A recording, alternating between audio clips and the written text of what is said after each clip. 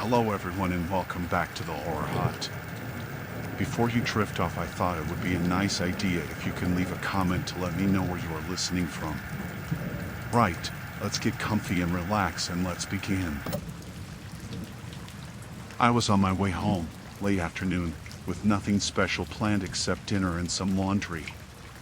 Work had been one of those days that keeps stretching, so I wanted to be home where I could shut off the brain and not think about emails. I turned off the main road onto the two-lane that runs past the lake. It's pretty country there, not much traffic, trees close to the shoulder, and saw him standing where the roadway bends by the old feed store.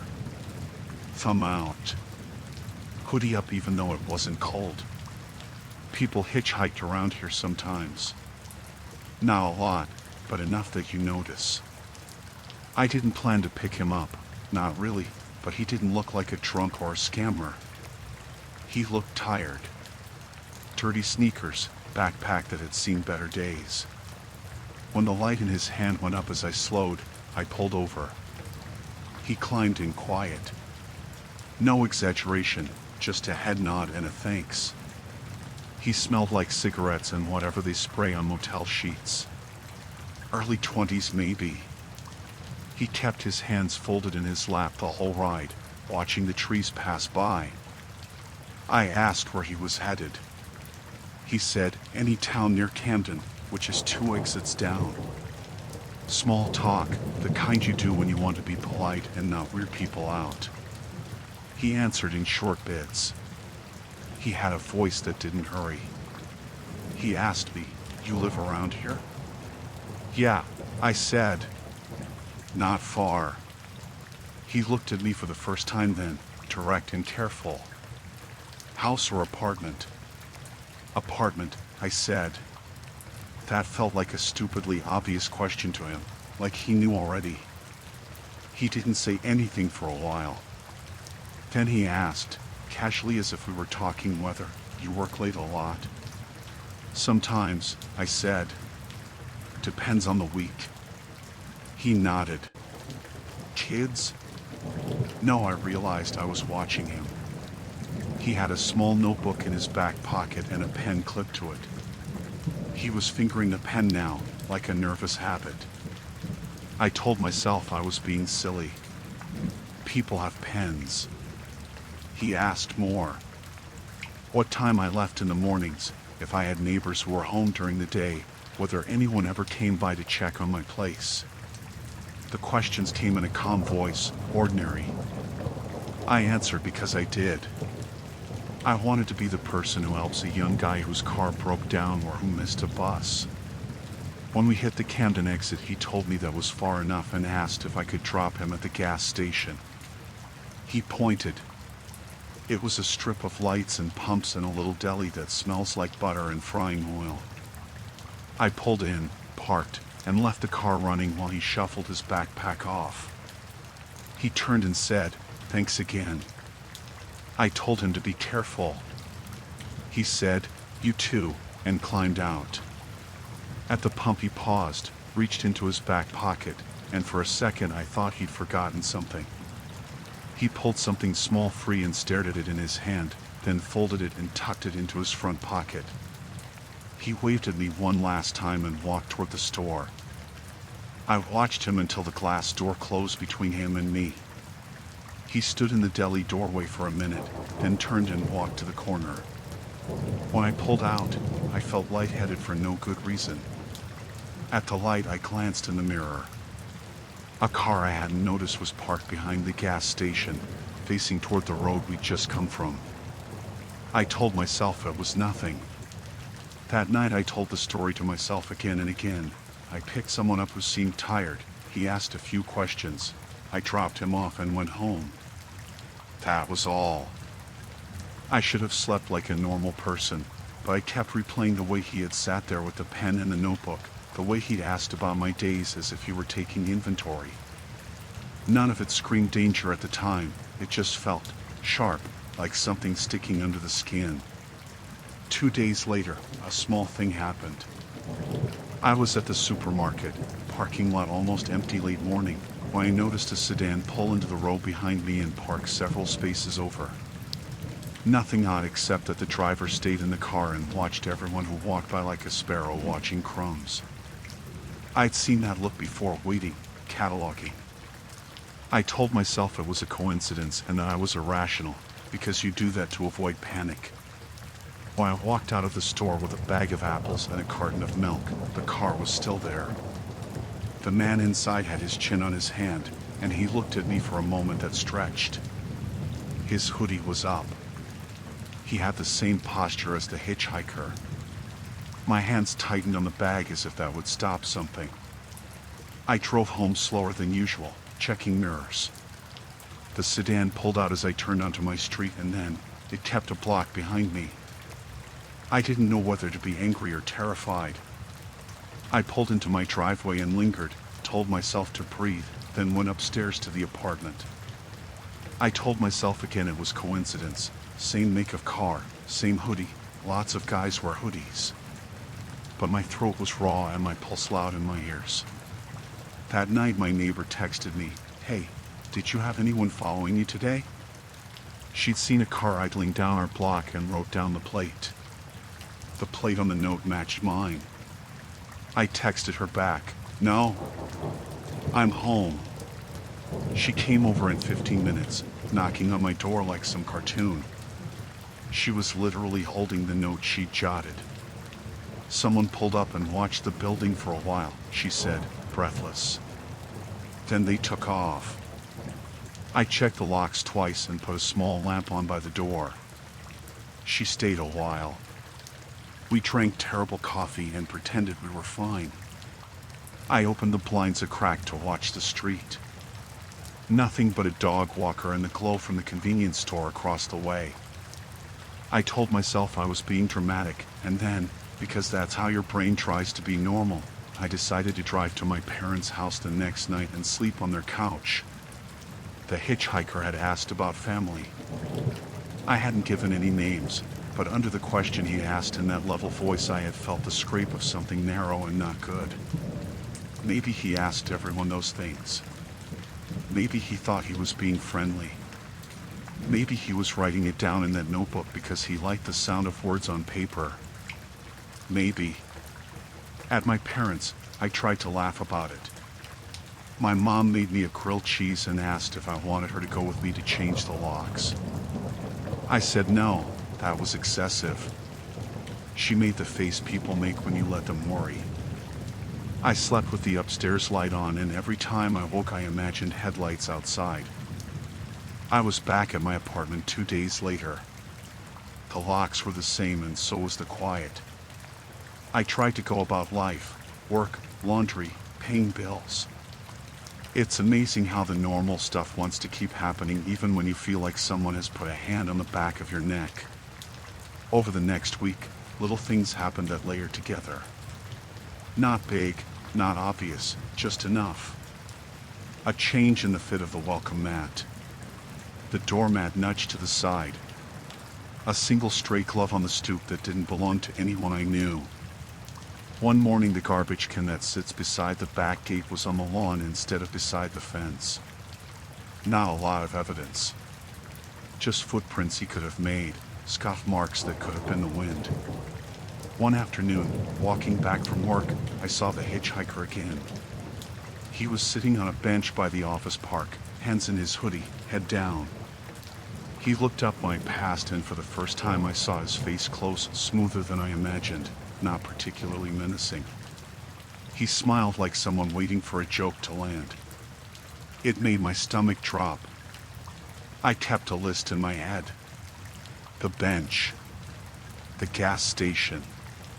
The recorded plate my neighbor had scribbled. Not a tidy trail, but a pattern. Like a pencil line connecting disjointed dots. I started doing things I hadn't done before because I felt tracked. I took different routes to work. I varied my times going to the grocery store. I stopped stopping by the coffee shop on my regular day. My friends asked if I was okay. I told them I was tired. Mostly true. One late night, I was doing dishes and glanced up at the window. The streetlight threw a gray rectangle onto the opposing wall. For a second I saw a shadow move. Not a full figure, an image like someone had passed the light in the distance. I rinsed, dried my hands, and went to the front door. Locked. Deadbolt in. I stood there listening until I felt foolish. Then the phone buzzed on the counter. Unknown number. My hands shook as I answered. No one said anything on the line except for a thin breathing and then a click, nothing else. I hung up, heart thudding a complicated rhythm in my chest. The unknown number thing is common enough that people ignore it, except when you have a reason not to. After that, I called my bank and my car insurance company and told them my name, my address, not for reasons they asked, but because having the company name on file made my brain feel like the world was slightly tilted back into place. I let the neighbor keep an eye on the building. I stopped putting my work badge on the dash of my car like an idiot. I kept my headlights on in the driveway until I could back in and shut the garage. The incidents were small, but they kept building. I found a receipt for a tool rental in the area in my building's shared plastic drawer, the kind you leave for neighbors to borrow, a receipt for a day 2 streets over, the time matching one evening I'd seen a figure at a stoplight. I didn't know if it was connected, but then I didn't know the day the gas station guy had written down my license plate in the little notebook he'd been hiding all along. Then there was the night someone knocked on my door. It was a soft, polite knock. Not a hammering at all, like someone testing whether I'd come to the door. I froze.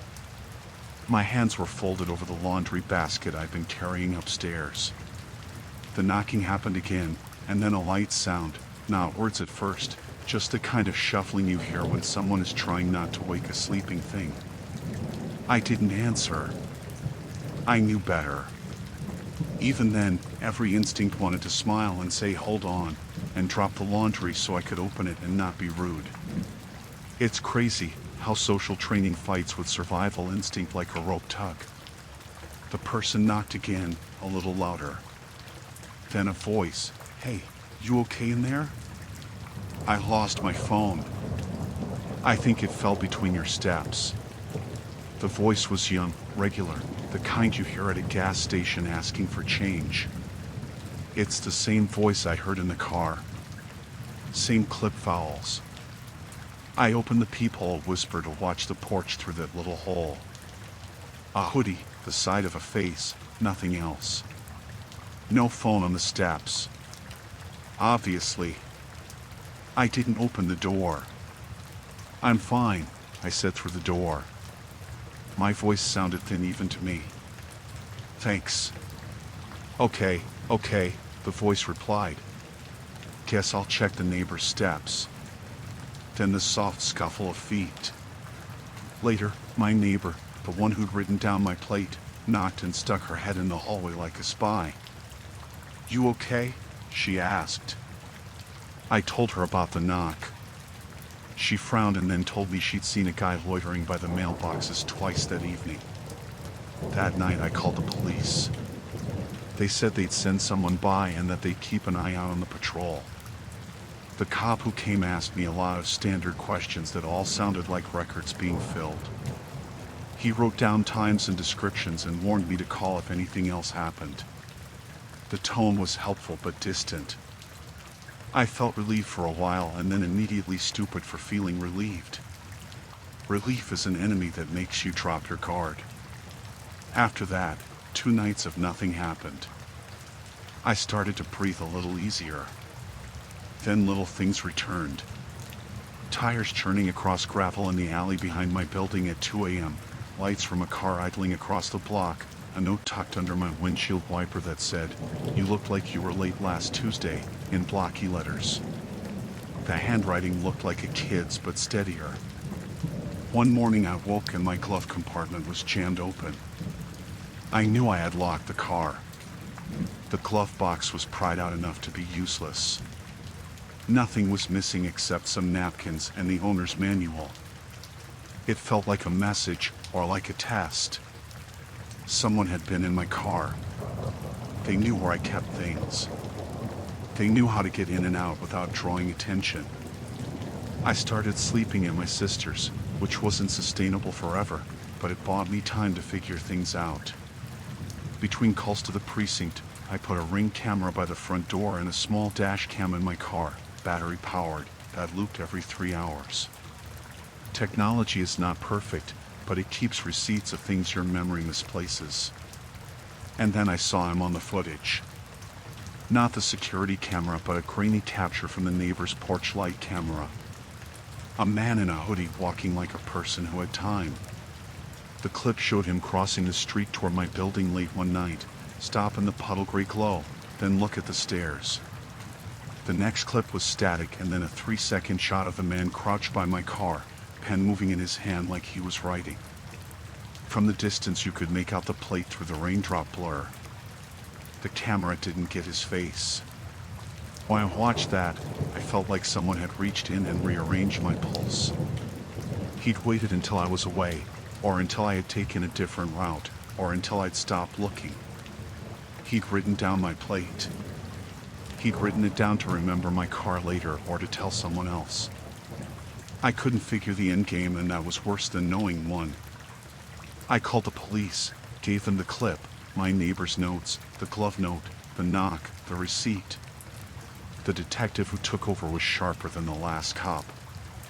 He asked if I wanted to press charges. For what? Trespass, perhaps. For someone standing outside your home in a hoodie with a pen? It felt small and huge at once. I told him to keep looking, to put my number on a watch list. He agreed and said he'd have an officer do random checks around the building for a while. He said everything a person in his job says to make the record look thorough. A few nights later, I was at my sister's again. She lives on the other side of town, and I figured it was smarter to be somewhere my routines couldn't be guessed. Around midnight she got a text, "Are you awake?" I thought it might be the number I had blocked earlier, but it was worse. It was the neighbor's old landline, which meant someone had spoofed numbers or had a small list of contacts. My sister texted back that she was up and to tell the person to stop. No reply. The next morning an officer called me. "We pulled a car over last night 2 streets over," he said. "Hoodie guy." He matched the description, but nothing illegal on him. No ID, the car wasn't registered to him. We let him go after a warning. He looked like he was asking for directions. "Put yourself on a log, keep calling us. We'll keep checking the area." The wording of "let him go" landed with lead. I felt like an animal with a scratch and nobody's responsibility, though I'd called them. Time doesn't straighten itself neatly in these stories. Days blended. I left town twice to sleep at different friends' places. I changed all my locks finally, and I bought a cheap steering wheel lock and a car alarm. I would go places with other people. I told myself the most useful thing I could do was to live loudly, lights on, music, people, and not let the spaces where no one looked be the place I had to be by myself. Then came the last night that mattered. I came home late after a long meeting and drove into my driveway under a sky that had gone black suddenly, like a sheet laid down. Moonlight was thin.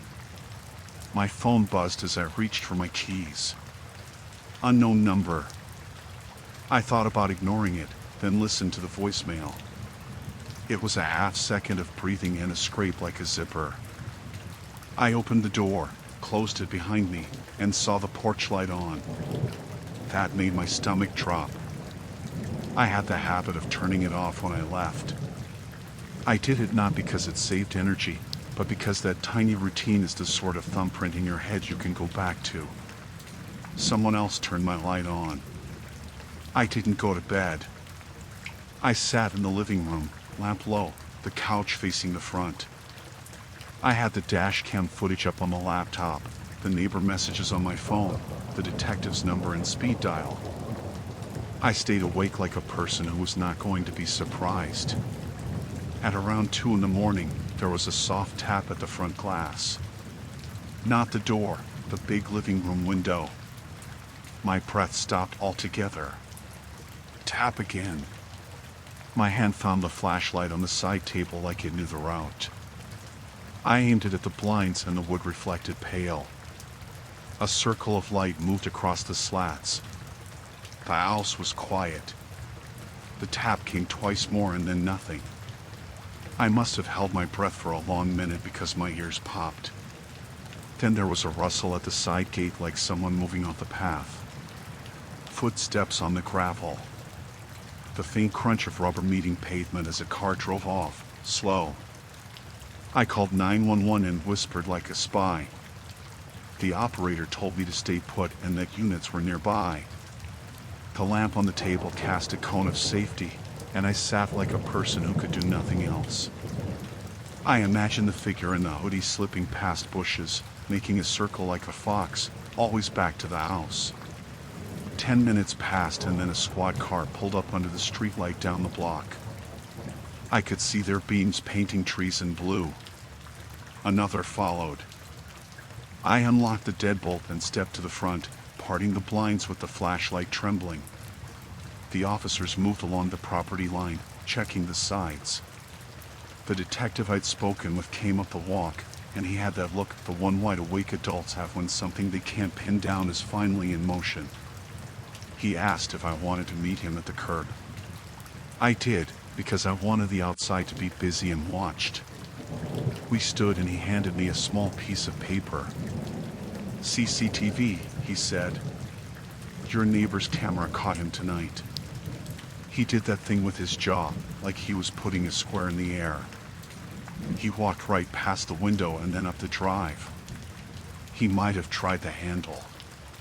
He took one look at the lights and left. What about the car? I asked. We picked up a sedan 3 blocks away that had been circling. Same description as earlier. Hood up. No ID. He shook his head. We ran the plate. Registered to a shell company, out of state. No one under that plate in our system but you. He ditched it after our lights came on. We walked back inside together and the detective sat at my kitchen table looking at the screen. The captured frame showed a thin figure at the living room window, his hand loose at his side. The face was turned away. A pen glinted in the light. There was a second shot of him standing by the car in the rain, writing something on a scrap and then stuffing it into his pocket. The handwriting on the scrap was his, blocky as the glove note. There was the quick clip of a notebook being tucked away. Why the hell did he write your plate down? I asked, and the question sounded small in the empty house. He gave me a plain look. People who do this aren't always smart. They want to keep track of someone. Some wait to find out when you come and go. Some are playing power games. They think if they build a map, they can predict you. We can't always prove intent until something happens, but this guy's been seen in a pattern. He rubbed his face, tired. We'll keep him on an alert. If he comes near again, call. Don't engage. They left a patrol car till morning and then the police rotated shifts every few hours until dawn. I slept badly in a chair with the lamp on. In the news there was a story about a guy charged with stalking in another county. None of that was him, not exactly, but when I heard sirens in the distance I felt like someone somewhere was finally doing that motion of marking time. 2 days later, a woman called my number. She was with the city prosecutor's office. They had arrested someone for another matter, and in the backpack he'd left in a pawn shop locker they found a notebook with notes, times, observations, some license plates, and a phone number that traced back to a burner.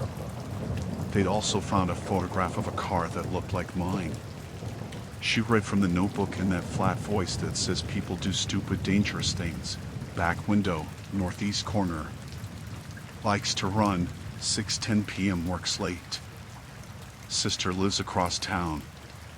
Small facts, but all facts. All the lines were there. They wanted to ask me questions. They wanted me to identify handwriting. I went down to the station because it felt like the right thing. In a fluorescent room, the detective laid the notebook and said he wrote it down when you drove off. The guys who follow take notes so they don't forget. They trade them sometimes.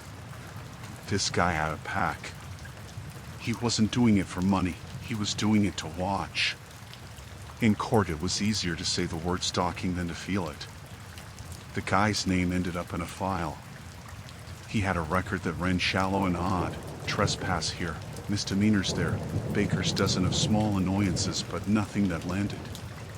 That made sense in a bureaucratic way. Small offenses don't always trigger big responses until they add up.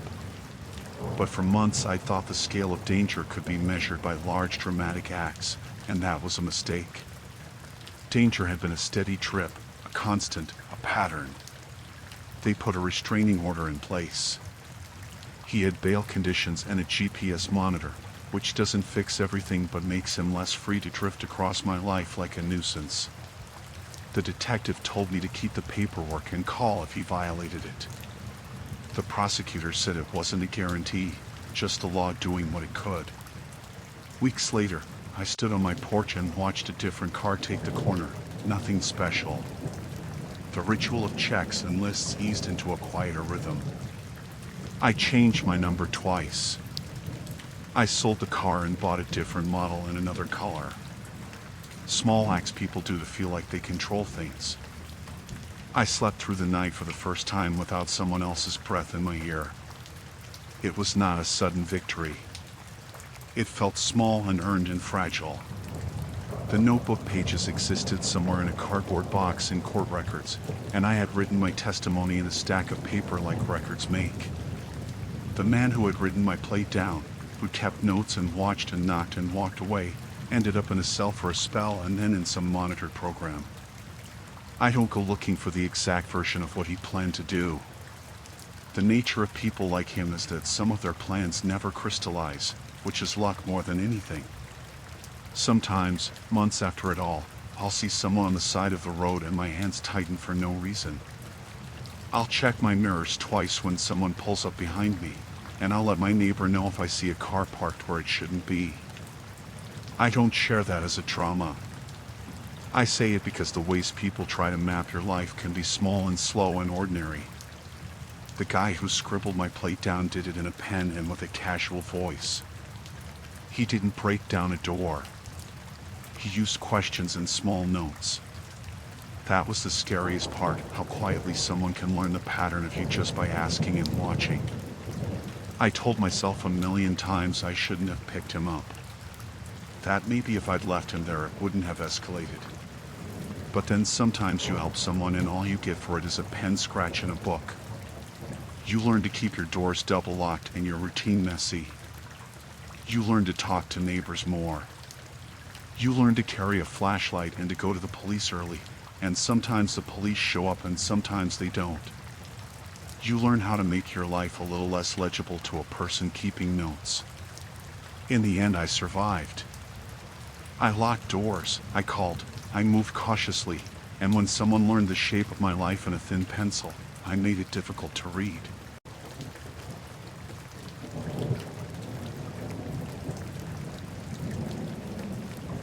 I worked the late shift at the bakery downtown for a while. Nights were quiet in a way days never were. Ovens ticking down, the fluorescent strip by the loading dock humming, the sound of dough being patted in the back. I liked the rhythm. It paid the rent and the hours fit my life. Most nights I was out the door around 11:30, keys in my hand, coffee cooling in the cup holder. I knew the parking lot by heart, where the puddles formed, which light flickered, which concrete post had the rust spot. The first time something felt off, it was so small I almost ignored it. I came out after a long run of rush orders, and my car had one of those little yellow parking permits stuck under the windshield wiper. No note, nothing else, just the permit folded and slid under the blade. I kept the permit in my glove box. I remembered that because I checked 3 times to make sure it hadn't been blown there, like a prank. It made no sense. A week later, my contact lens case was on the floor of the locker room. I know where I put that stuff. I'm tidy about it because I work with food. Someone had clearly been in my locker. I told myself maybe the janitor had gone in by mistake. I told the manager, who said they'd locked the doors overnight. That fixed nothing. It just made me aware there were other people inside my space during the hours I wasn't looking. After that, little things cropped up, the laces on one of my running shoes untied even though I had tied both tight. My phone battery dropped from full to half while sitting on the counter for 2 hours. A gum wrapper tucked under the cinder block planter out front. Each thing could be explained away, but together they started to feel like a pattern. Then, one night when a woman who worked in floral left before me, I walked out with her and we both froze because a car was idling by the lamp post, engine quiet, headlights off. At first I thought it was someone waiting for an Uber, then I noticed the driver was watching the bakery door more than the street. He had the hood of his jacket up and his hands still. When he saw us looking, he drove off like a cloud evaporating. You learn to make stories to keep from being scared. I told myself he'd been waiting for a friend. I told myself I was being silly because my life had to go on. But I started paying attention to the lot in a way I hadn't before. I'd glance over at the old sedan if I came out later than usual. I made sure to walk in pairs to my car when someone else was still there, or stand with my back to the building so I could see who approached. The man came into my life in pieces. Once I saw him across the street sitting at the gas station booth, hood up, posture like a question mark. Another time, when I changed my route home, I saw him walking along the sidewalk a block behind me, hands in his pockets. Not fast. Not trying to hide. Just matching my pace. He never walked close. Just close enough to be noticed. He asked things that didn't make sense. At first he asked where the donut shop was. I pointed. He asked what time I opened in the mornings.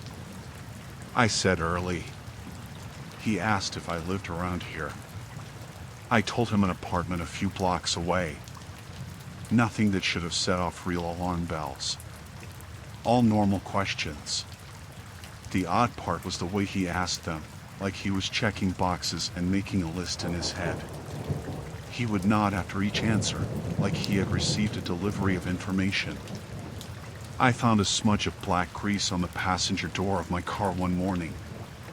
Not a smear from a gas cap or a scrape, more like someone had rested a dirty hand there.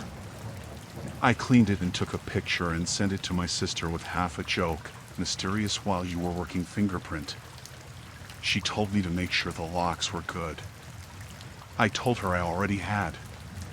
One night, the car alarm across the lot started howling for a long minute and then cut off.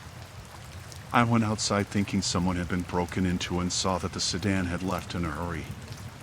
The driver's side window was down when it pulled away like he'd been interrupted. I told the manager, and he said he'd call the security company to check the camera. They said the footage was grainy, time-stamped, and hard to read. It showed a man in a hoodie lingering by the sedan. He bent down like he'd been writing something on a pad. He straightened and climbed into his car and drove off. When I pointed him out to the manager, he said, "We get oddballs. Don't worry." His voice had the kind of helpfulness people use when they don't want to deal with trouble. That was a small kind of betrayal. I wanted someone to care like I did. I started taking the long way to the lot through the side alley where the streetlight was brighter.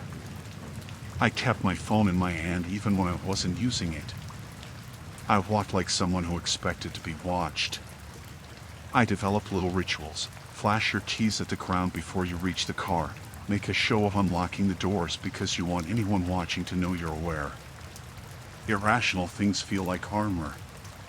On a Friday it rained. The lot smelled like wet oil and hot bread. I finished wiping counters and turned off the oven, and the tile floor still held the heat. I stepped outside with my backpack and saw a silhouette in the driver's seat of my car, hunched over, head down like someone checking a phone.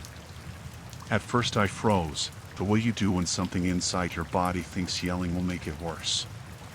The silhouette didn't move.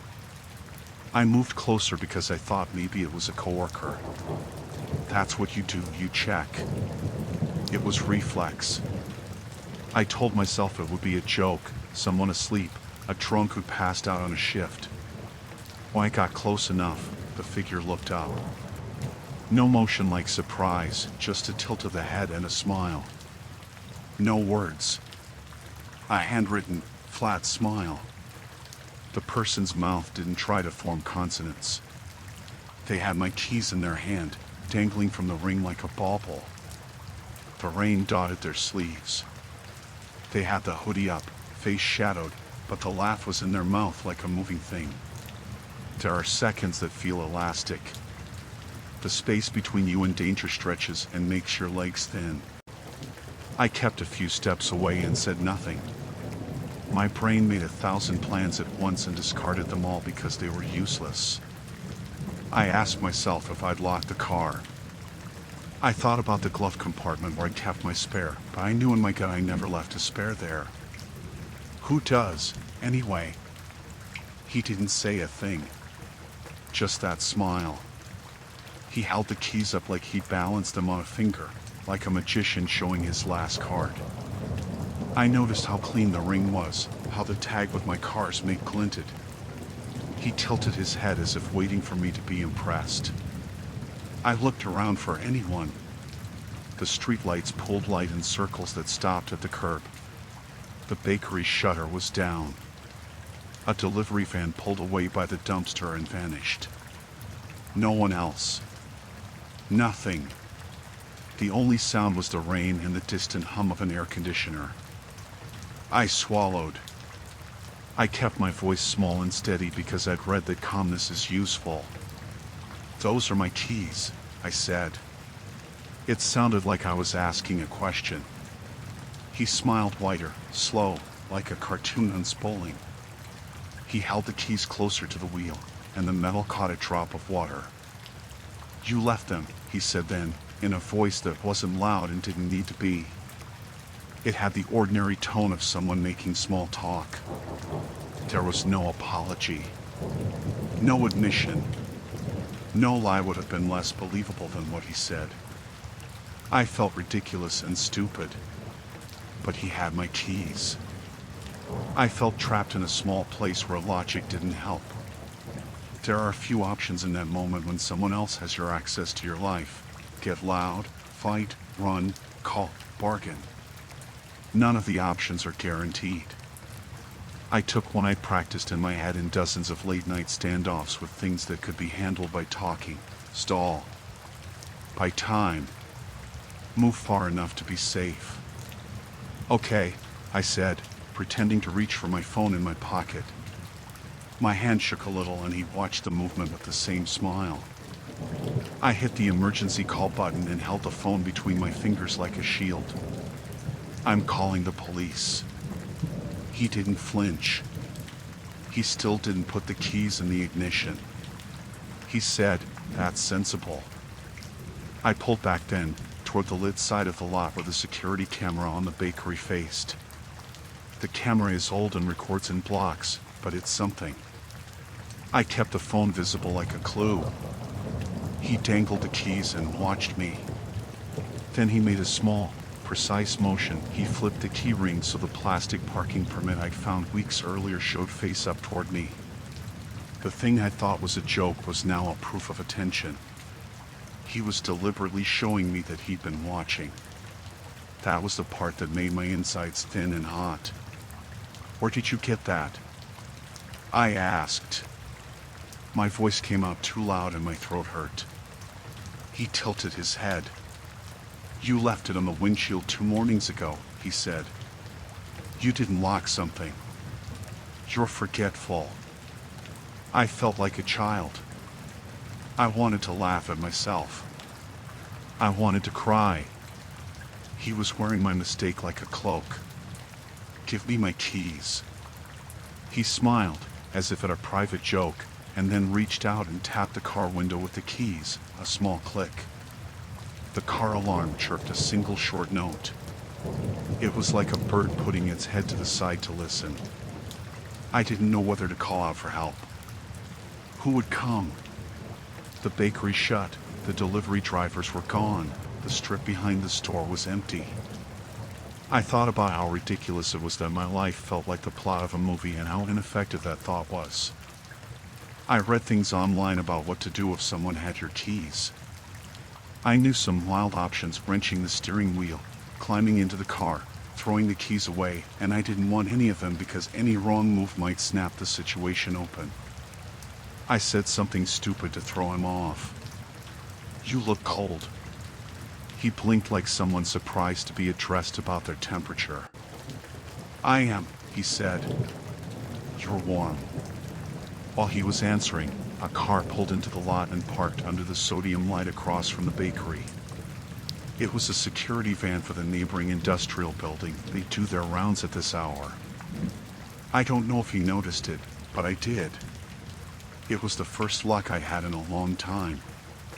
"Hey," I called, because I'd learned that sounding like you were billion% sure someone else saw you was sometimes all the defense you get.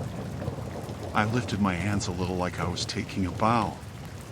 The man in the driver's seat turned his head toward the van. The keys tightened in his grip like he decided not to let blonde metal fall from his hand. The van's headlights cut across the lot. The security guard's shadow splashed across the pavement as he got out, phone to ear. He shouted, "Everything okay over there?" The man holding my keys threw his head back like he was surprised at the interruption. He didn't move toward the door. He didn't try to run. He looked almost pleased. Then he dropped the keys on the car seat between him and the wheel, like he'd never intended to drive. He pushed the seat back with his heel, swung his legs out of the car, and walked around the front like he was stretching his legs after a long drive. He moved toward the tree line, but still up, hands in pockets. I was not brave. I walked to the car slowly, doing the kind of careful, adult thing you do when you're terrified: keep the camera in your face. The security guard was already speaking into his radio, and I heard slurred instructions to the company dispatch. The man moved like a shadow seeking a place to dissolve. I picked up my keys with a hand that trembled. They were warm from his fingers. I checked the locks twice. My arms went numb and my mouth tasted like pennies. The guard shone his light higher into the trees, and the man slipped through the brambles like he had planned the exit all along. The guard walked me to the edge of the lot, all business now, taking down notes and asking if I wanted to make a report. I said yes, automatic. We called the police. It took longer than I wanted. The man was gone by the time the squad car pulled in. I gave my statement, my voice flat, the same words I'd practiced to keep from crying. The officer frowned and said they'd check for cameras that might have gotten a face. The guard told me a story about a similar guy months ago who'd done the same circuit and then vanished. The detective who came by later that week was patient and asked the kind of questions that put dots on a map: times, places, descriptions. He told me they'd run the license plate from the parked car we'd seen at the gas station days ago. He said they'd check pawn shops, hospitals, any CCTV that might have caught him. For the first week after, I didn't drive alone at night. Coworkers gave me rides. My sister slept on my couch twice. I changed the places I left the car and mixed up my habits: a different route home, keeping my head up, carrying the stub of the key fob like it was an amulet. There were a few more near misses after that. I saw a hoodie in the distance that made my hands go cold. Once, a man at a bus stop asked me what time the bakery opened on Saturdays in the exact same tone. I told him it opens at 5. He thanked me and walked away. I kept walking and checked my rear view again and again. I reported each thing, because it felt less bad than pretending it was nothing. Cops took it seriously enough to pat the lot and the surrounding area for a few nights. They found nothing but some cigarette butts and a shopping cart. Weeks later, they arrested someone I later learned had been living in a motel on the edge of town. It took them a garage camera, a pawn shop record, and an officer who recognized the hoodie from a different call. When they brought him in, the detective asked if I wanted to identify him. I went to the station because there's a moment where you hope the shape of the person inside the hoodie matches the person who has been stitching up your life with small cuts. I sat in a hard chair and the man walked in. He looked smaller when he was inside a room with no place to hide, not a phantom in a hood. He smiled like someone who had practiced that expression. He had the same loose jaw I'd seen in the lot. I identified him because my brain knows the little things, the way he cocks his head, the curl at the corner of his mouth. The detective said I did well. The man didn't speak. He didn't try to move his lips into words of regret. He only looked at me once, for a fast, measuring second, and then away. He had been stopped for loitering near other lots and matched on CCTV, placing him by my car the night of the keys. In his motel, they found a small notebook with a list of addresses and times, and a pen tucked in the spiral. The notebook had my street and the time that matched the shift I worked. He had a map he'd been walking in circles around, and he'd taken notes like a scout. They charged him with stalking and trespass. He pleaded not guilty at first, and the court steps were full of words that felt like lemons in my mouth. But the notebook mattered. The judge put a restraining order in place, and for a while there was a sense of officiality, a document that said he could not be near me, the lot, my place of work. The detective told me that restraining orders don't stop people, but they give police grounds to act if they show up. It wasn't a guarantee. It was a line drawn in a way the system could see. I kept my routines messy after that. I moved my car to different spots. I varied my route. I called a neighbor when I thought I was being watched. I put lights outside that switch on if anyone crosses the lot. I kept talking about it even when I wanted to stop, because silence feels like the smallest favor you can give someone trying to find you. Months later, the man was sentenced to a program in probation. That didn't mean I relaxed entirely.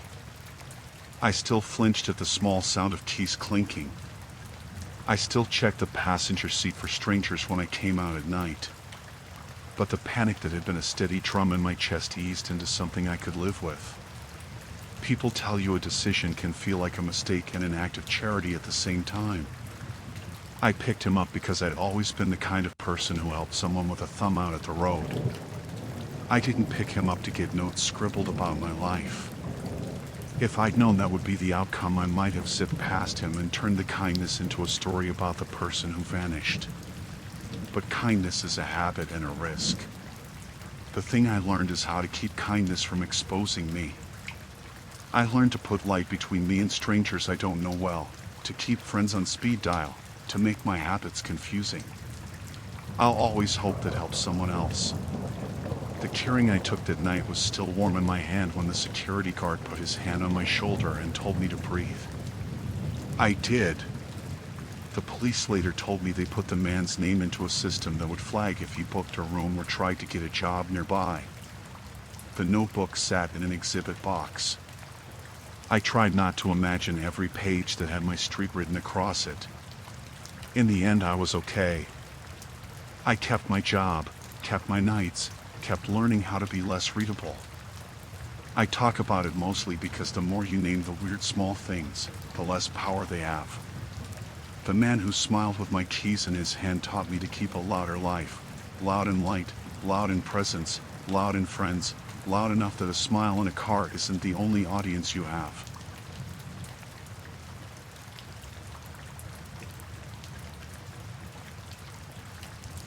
I was on a nothing special kind of road trip, just me, a lousy playlist, and a plan to get somewhere new before night.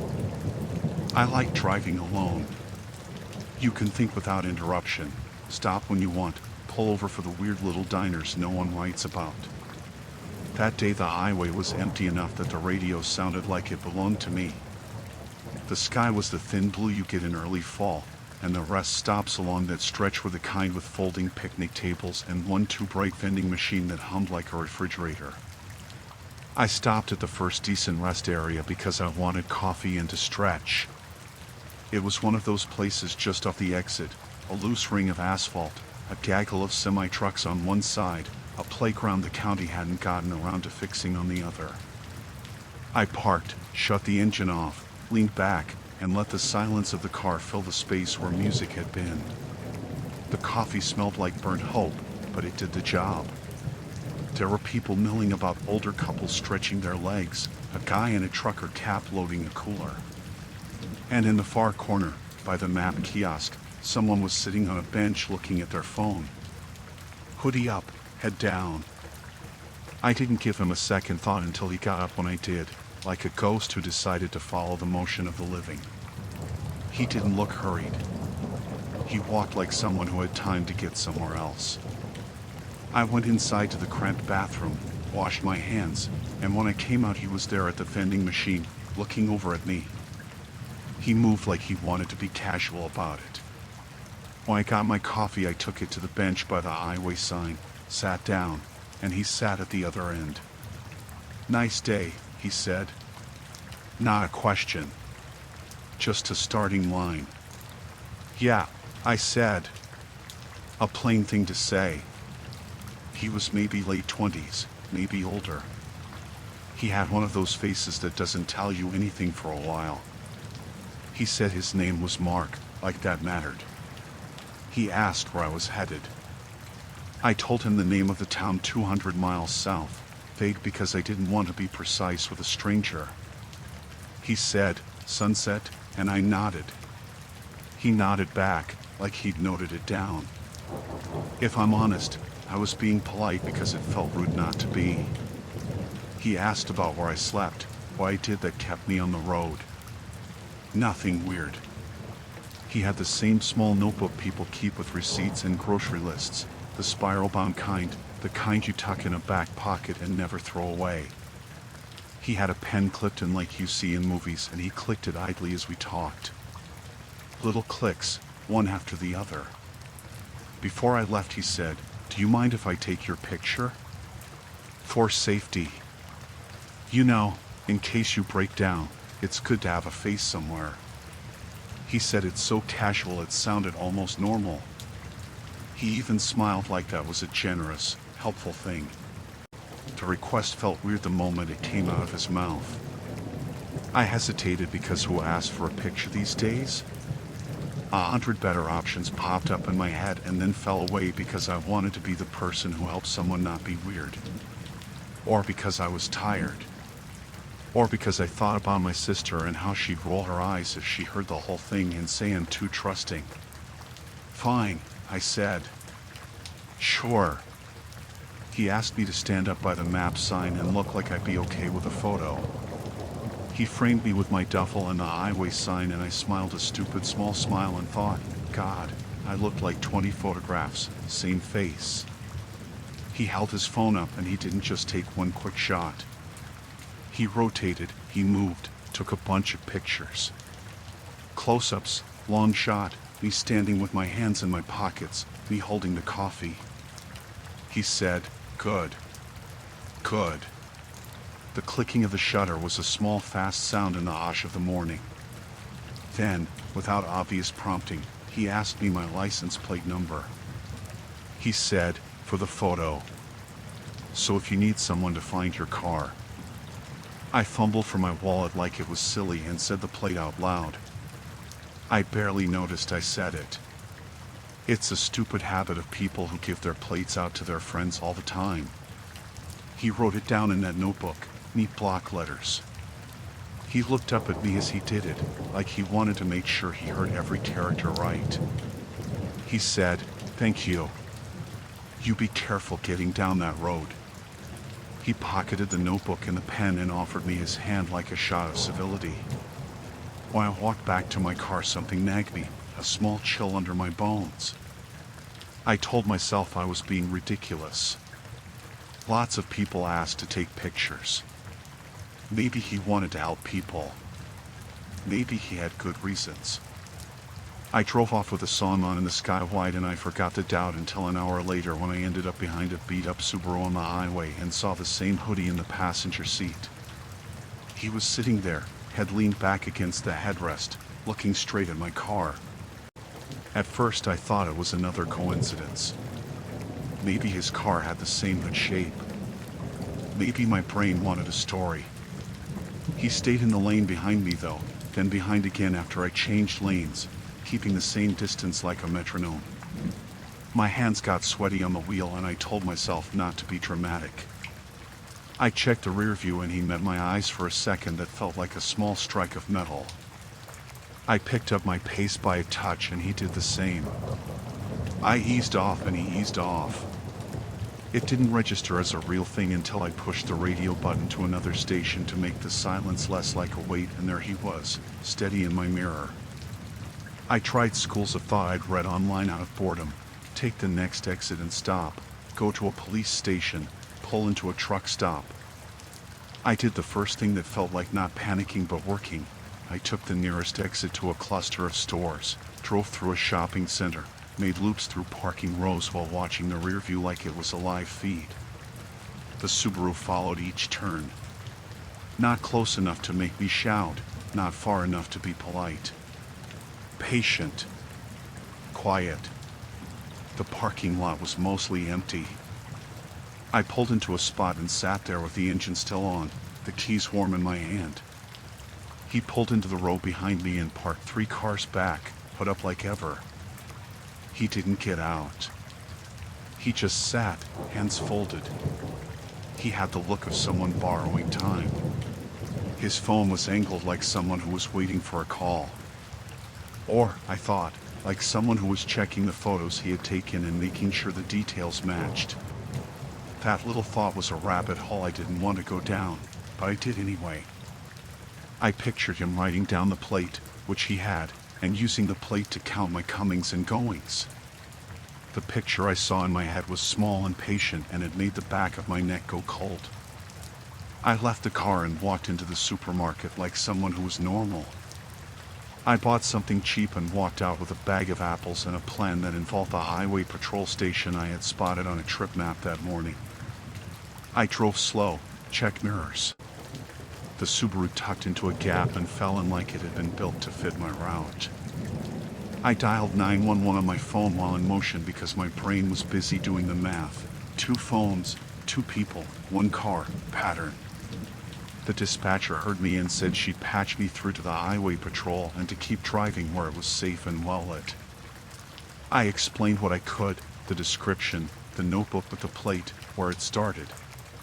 The highway patrol guy told me to go to the next rest area, park near the attendants, don't stop at home.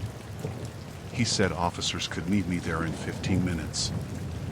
I kept my foot on the gas and my right hand on the wheel, like a person doing a strange new job. The Subaru stayed behind me, 2 car lengths back, tire tracks the same trace as mine. When I hit the rest area there were semi-trucks everywhere, diesel heat and the smell of coffee. 3 patrol officers were already by the bathrooms when I parked. I killed the engine and sat still for a long beat. The Subaru idled at the exit like a dog bunkered in place. An officer came over, big and efficient, and asked a few questions. The Subaru left almost as soon as the officers started walking toward the exit. They called his plate in and a second patrol peeled out with lights off, the way you do when you don't want to spook someone into disappearing. We watched the screens in the patrol car with a strange, private attention. The other cruiser turned a corner and then cut the Subaru off at the next exit. We watched a while and the Subaru sat where they boxed it in, put up, driver outside, hands at his sides. The officer who'd been with me later told me they pulled him out and patted him down. No weapons. A small notebook in his back pocket with license plate numbers and times. A phone with photos of cars and a tiny mess of notes. He had written my plate down twice and circled it. The officer said that last part like it was a detail you whispered to yourself in a shower, the circling.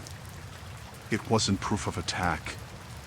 It was proof of attention, which feels like a different kind of invasion. They filed a report. He had no arrestable history that screamed danger in their system, just a string of petty trespass and odd complaints. They talked to him and he said he was just helpful, doing a public service, a loner taking notes. The officers didn't like that explanation. They gave him a trespass warning for the rest areas and a strict talk about stalking and how the law looks at patterns. Some things they could pin down.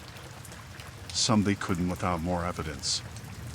They told me to vary routes, to get the documentation to the nearest station, to call if he returned, to be careful. For a week I felt something like relief and something like a thin dread that hadn't been smoothed out. He stopped following me in obvious ways. Maybe the trespass warning worked. Maybe he had a different route now. I slept badly in motel rooms off interstates, checking the windows, making a show of my lights.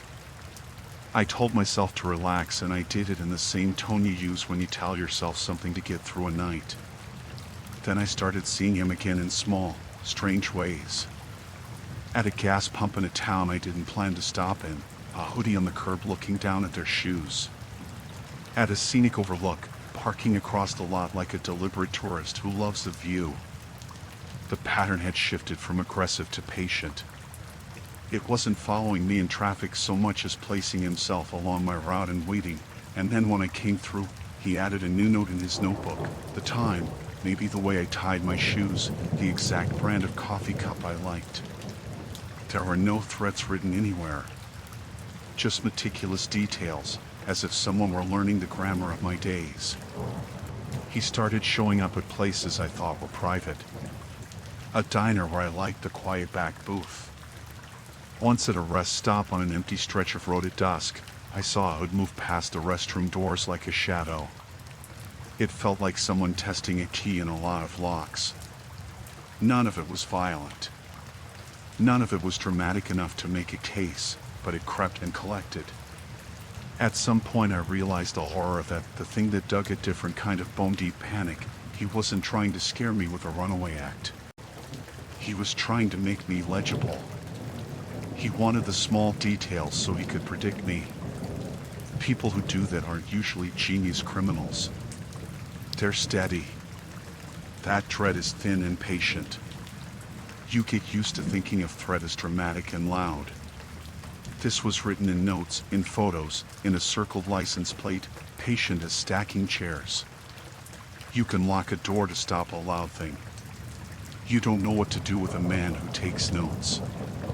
I told a woman at the diner about the notebook. She shook her head, sympathetic, and told me she'd seen him once by the highway taking pictures of cars. Another person said he asked her for directions and stood there like he couldn't remember. Stories stacked. They didn't make a file, not yet. Just murmurs. I started carrying a little recorder in my pocket. Small things become weapons when you document them. I began to park under lights, in view of cameras, in sight of people. I changed my routes. I adjusted my times. Each change felt like a small victory that was also an apology for the way life had become a game of obscure safety. The day of the real pace match, the sky had a hard flat gray. I was getting tired of doing the rounds. I'd been on the road all week, making the loops because the apartment could wait. I was watching the speedometer and drinking lukewarm coffee out of a travel mug, switching to new music when a Subaru tailing my car in the mid-morning light pulled in behind as I merged onto the highway. It settled into the lane behind me and matched my speed, not close enough to be a rear-ender, not far enough to be harmless. I did the math in my head like a person who knows too many things now: the car, the hoodie, the notebook. My hands tightened on the foam of the steering wheel. I changed lanes, and the Subaru followed.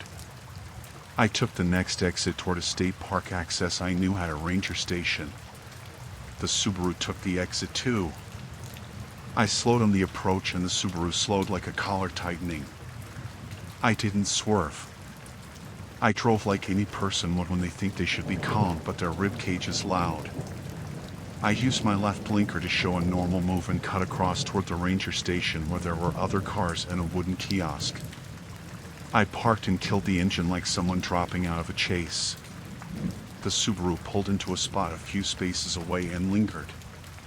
This is the part that feels like a narrow line between luck and design. There was a ranger in a fluorescent vest sweeping the lot who saw the Subaru idling and asked me if I was okay. I told him to come over because I didn't want to make a ceremonial scene, but I wanted witnesses. He agreed to walk with me over to the Subaru. When we neared, the man stared at us and then looked away like he had no guilty feelings in the world. The ranger asked him a question about camping and he answered politely. The ranger nodded politely and then turned to me. "You want me to call this in?" He sounded like a man who'd seen many things that didn't belong in his park and had a slow catalog of appropriate reactions. I said yes. He called the local sheriff and told them the description. The sheriff arrived in a truck and the man was spoken to again. They asked him to step out and he did, hands calm in front of him. The sheriff asked him the usual questions: who are you? Where are you going? And in the end he showed them the notebook and the photos on his phone. The man said he took photos of cars because he liked them, because he thought it was art, because you can never be too careful. He had a messy little pile of receipts with dates and times. He had my plate circled. The sheriff didn't make a big show of arrest. He ran the man's ID and found a history of similar calls, people feeling followed, photographs of strangers. Not much that triggered a felony. The sheriff, who had the practical and blunt face of someone who sees a lot of people doing odd things, said that sometimes the law can't make the choice for you until someone crosses a line. He put another trespass warning in and told me I'd have a documented voice with them if things escalated. He told me to stay in touch. He didn't promise the world. It was the best real thing he could offer. When the man was told to leave the parking lot, he gave me a smile that had been practiced. Like a comedian flattening out a bit that didn't land. He said, "You be careful now, okay?" As if he were an old lady worried about your shoes and not someone who had circled your plate. I told myself that was that. The sheriff drove him off and I sat on my head like a scatter of heat against cold metal. The fear in me felt, for a week, like an animal that had been put back into its den. I drove differently. I slept with the bedroom light on. I stopped taking the highway late at night. Then one evening, a month or so later, when I was close to home and thinking the whole thing had been one of those messy stories people tell themselves after weeks of noise, I pulled into my driveway and saw headlights behind me on my street. A Subaru. The same model, same beaten bumper. It came up my block slow, matching my speed, as if it had been waiting at the next intersection. I sat in my car for a long moment and then backed into a neighbor's driveway so that I could see if it would pass. It stopped at the corner, idling. I called 911. They told me to stay on the line and told me officers were on the way. I kept my doors locked and my phone under my leg like a child hiding a sweet. The Subaru crept forward and stopped 3 houses away, like an animal picking the space that kept it just out of reach. An officer pulled up half a block later. The Subaru didn't move until the officer's headlights swept across the chrome, and then it left at a speed like a bird startled. The officer told me to come to the car and talk. He drove past my house slowly until he circled back and then sat close enough I could see his face, and I told him everything. I decided to sell the car soon after that night and take a bus for a month.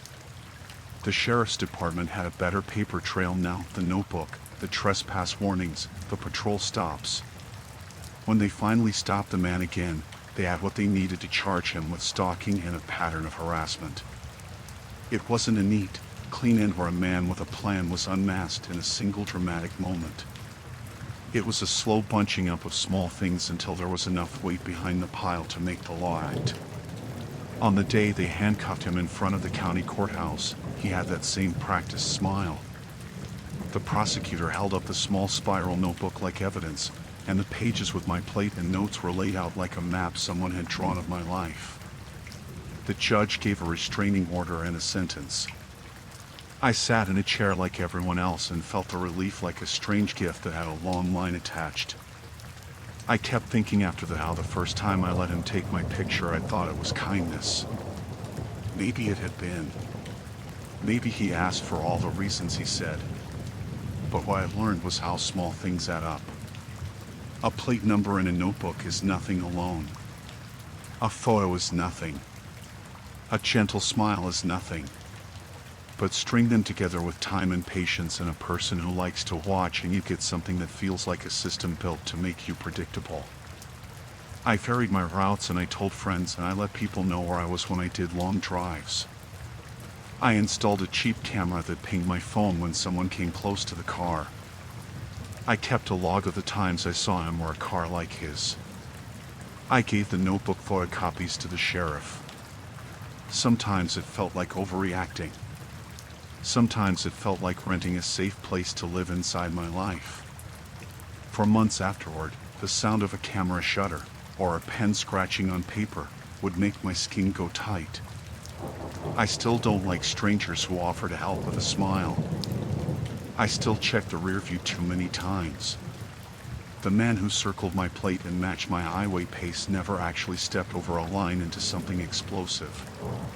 What he did was to learn me day by day and then sit in the quiet places where I moved. That was the real terror, that someone could make you legible and then decide how to use what he wrote. In the end, I was lucky. The law finally caught up with a pattern. He got something more than a warning. I changed cars and routes and habits, because that's what you do when you get your life back by tiny increments. I kept the old road map in my glove compartment for years because it was a funny small thing, and because maps are oddly comforting. They show you where you were and where you might go, and they offer a thin reassurance that the world has edges you can see. You don't get a single dramatic moment to point to and say, that's when it stopped. You get several slow stops, a lot of paperwork, and people who check in once in a while. You get the noise of a hotline you call in the night and the sound of officers at the end of a driveway. You get to sleep through a night again. That night felt small at first and then huge. I drove less on empty roads after that, not because I was afraid of the road itself, but because I was tired of being counted, of someone else making the list of where I would be. I wanted my movements to belong to me again.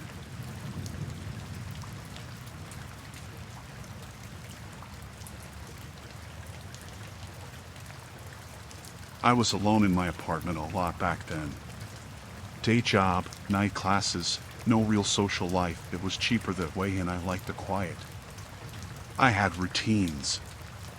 Make coffee at the same time. Lock the same locks. Leave a light on in the hallway sometimes because the bulb in the stairwell was flickery and made me nervous.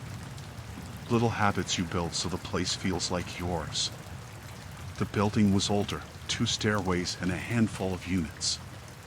My front window looked out onto the little strip between our building and the next one, a narrow path with a chain link fence, a few garbage cans, and a streetlight that always hummed.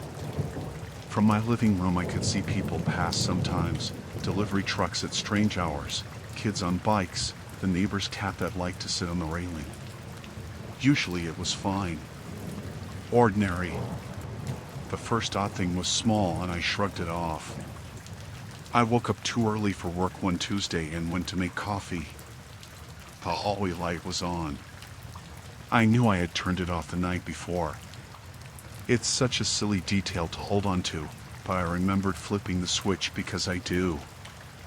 I flipped it off again and went back to bed thinking it was nothing. Maybe someone had come in. Maybe the maintenance guy had been in and forgot. It felt stupid to care. A week later, the doormat on my stoop was nudged to the side. Not a lot. Not far enough to make me shout. Just enough that when I came in from work it made me pause. I told myself I had put it down wrong. I told myself 100 things to stop the buzzing under my skin. Later, I found a single shoe print in the dust on the top step. Not mine. Bigger, like a work boot. I could see the tread, a pattern of 4 diamonds, not something you get from sneakers. I took a picture with my phone and texted it to my sister with a stupid caption, "Ghost of the Stoop." She texted back an emoji and told me to get a chain lock. I bought one on the way home. That was the pattern. Little things, in no order, never violent, always small and precise enough that every single one of them would, on its own, be easy to explain. A cigarette butt on the landing when I never smoked. The tire of a car parked across from my block that I didn't recognize and which showed up and then left at odd hours. A flyer stuck under my door that said, in block letters, "You're lucky," with no other note. I started noticing them because I looked for them. Once you look for something, you see it more clearly. Then the whisper started. I was at home one night, studying for a test. My apartment was quiet except for the hum of my laptop and the refrigerator. The clock on my phone said it was close to midnight. I had a mug of green tea beside me, half cold. The window was open a crack. Part of the routine was leaving air moving when it was warm. It helped me sleep. I heard my name. It was faint, like someone had whispered through a vent. Not my full name, just the way my sister says it when she's trying to get my attention. 2 syllables, low. Emma, it sounded like. I froze because you don't expect people to use your name at midnight from outside your building. At first I thought maybe a neighbor was calling to their kid. I waited. The apartment went back to being the hum of appliances. Then it came again, softer, a breathy syllable near my window. This time I walked to the blinds and pulled them up a hair. In the narrow strip of light from the street lamp I saw a figure standing perfectly still, just past the chain link fence. Not close enough to see a face, just a dark shape, thin, shoulders hunched, hoodie up. He was turned so that if he had been watching me directly, he would have had to be looking up at my window. He didn't move a muscle. He was like a silhouette someone cut out and leaned into my life. I stepped back behind the curtain, heart thudding, small and stupid breaths. I told myself to call the non-emergency line, to call my sister, to do something reasonable. I told myself to be brave. I had never really felt like I could be brave before. I had seen bravery as something other people did. Now I wanted it. I kept watching through the slit between the curtains. The figure was still there. I watched for maybe a minute. He did nothing. Then I thought, stupidly, that if I just kept looking maybe he wouldn't move. That thought was the wrong one. When I let my eyes flick away to check the stove, to check the time on my phone, I looked back and he was slightly closer. Not yards closer. Half a step, the kind of small move that's almost nothing until it's not. I blinked hard and straightened my shoulders like that would help. He was still there, hands in his pockets, slight tilt of his head like someone listening to the dark. I put the chain on the door even though the deadbolt was already in place. I turned on more lights, because light was a thing you could do that made a place less unknown. I called the non-emergency line and left my number, voice calm, and the operator said someone would be by to check. They said it in that way that meant they would sometimes check and sometimes not. It was a polite shrug over the phone. The figure stayed until almost 2 in the morning. Every time I took my eyes off him to do anything, to go to the bathroom, to step away from the window, to text my sister, he moved a little closer. Each time I looked back he had removed a sliver of distance. It was deliberate and quiet, and it was the creepiest thing I had ever experienced. When I finally cracked the blinds the last time, the silhouette was standing right at the fence, his shadow filling the mesh. He hadn't tried to hide. He was just there. I turned the porch light on across the lot, not thinking it through, just wanting to see better, and he tilted his head toward the light and smiled like someone who had been given the cue in a play. That smile made me sick. It was small, not a grin, not a baring of teeth, but a confirmation like a check mark. He didn't say anything. He took one step away from the fence and vanished down the alley like he had been a figure in a movie pulled out of frame. He moved without sound, like he was practiced at disappearing. The next morning I found another small thing. A note slid under my door after I had left for class. It read, "Good job watching." No signature. No more. I shoved it into my bag and then into a drawer. I didn't tell anyone at first because I didn't want to be that person, the one with the dramatic story that makes people glaze over. The truth is I thought I was being foolish. I bet my sister $20 I was being ridiculous, and she laughed and said she'd drive over and stay the night if I felt like I needed backup. She called it girl code, and that made me smile and helped a little. It kept happening. The whispers late at night, always my name, always barely louder than a breath. Once or twice I heard a scraping like metal on metal in the alley, like someone dragging a chair or a ladder. A couple times I found tiny piles of hair on the fence where someone had cut a strip and a glove, as if they wanted to leave a marker and make sure I noticed. I replaced the curtains. I kept my phone on the couch and my charger nearby. I tried sleeping with the light on. I started doing things that sound stupid when you read them but made sense then. I left a towel thrown on the couch containing my left shoe, and then came back expecting nothing and froze because the shoe was moved maybe an inch. I stopped going out to the mailbox alone at night. I asked the building manager to lock the basement door at odd hours. I put a cheap motion-activated light by the back gate. All small acts to make the place less private, to make movement outside have more witnesses. I explain all this because the whispering was only one layer. Alone it would have been terrifying enough. But layered on top of the other small things, it built a pattern. The man, because it was a man, I'd seen his bulk, the way he moved was deliberate. Quiet. Patient. He didn't chase me down the street or scream. He did little things that pulled the cord of normal life a millimeter, then two, until the whole thing felt unsteady. The police came once after a neighbor called because she saw someone loitering. They did a quick sweep, wrote an incident number, told me to call if it happened again and to save any notes. Their faces were kind in a professional way. They told me to consider cameras. I bought a cheap one that sticks to the window and pings my phone when it sees motion. It was useful in one important way. It made me a witness to my own life. When my eyes are tired, memory fails. The camera does not. One night the camera pinged at 1:13 a.m. It sent a shaky clip to my phone of a man in a dark hoodie standing under the streetlight. He lifted his head and shined a small flashlight toward my window. He stood there for a long minute, and then, in the footage, he reached into his pocket and wrote something on a scrap of paper, folded it small, and tucked it into the chain link. The video image was grainy and took my breath.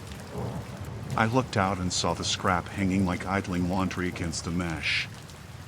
I took a picture of the scrap and the timestamp from the camera and sent both to the detective the police had assigned me. He called the scrap a breadcrumb like that was a professional term. He said that meant more than some of the other things I'd reported because it showed presence and intention. He told me to call immediately if I heard him again, and then, later, that he'd increase patrols on our block at night for a while. That made the nights feel slightly less full of holes. The whispering didn't stop. It changed like a rhythm. Sometimes it was my name, quiet and soft. Sometimes it was a gentle knock at the window and a murmur, like someone testing the glass for warmth. The man seemed to enjoy the delay in the game. He wanted me to notice. He wanted me to know he could be there and not be seen. He wanted me to look away. He wanted me to come back and find he was closer. I kept a pad by the bed where I wrote the times he appeared and what I found the next morning. It helped make sense of the chaos. The notes were proof for me and, later, for the police. The entries read like a stupid diary. June 12th, 1:07 a.m. Whispered name. Figure at fence. Note under door, almost. The more I read the list, the worse it felt, like a map of small invasions. One afternoon I came home early because my classes had been canceled. I needed a bit of normal. When I opened my front door, there was a shoe at my threshold, one of those cheap knit gloves on top of it, folded, clean. No knocking, no fanfare. Just items placed and left like a punctuation mark. I was trembling by then. I called the detective and he told me not to touch anything. He said he would send an officer to collect it. In the meantime, he asked me to go to my neighbor's and stay.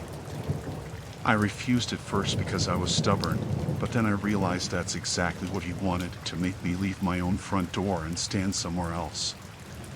I packed a bag and went to a friend's house down the street. She didn't ask questions. She made tea. We watched trash TV and tried to act like normal people do. My friend sat with me until dawn, and then I went back, feeling like I was returning to a scene. From the neighbor's security camera footage, the detective later extracted a clearer clip. It showed a man lifting the single shoe from a spot on the sidewalk and placing the glove on my threshold like a small offering. He wore gloves that night. It was an escalation because now he was entering my property line, getting closer to the door. He didn't get inside, but he reached the threshold. The detective said that was enough for a trespass warning and a possible charge if he was caught there again. He put in an order for marked patrols at night. When a person marks your life, you try to find the simplest defense. For me, it was light and witnesses. I slept with a lamp on in the living room and the front door deadbolt and the chain on.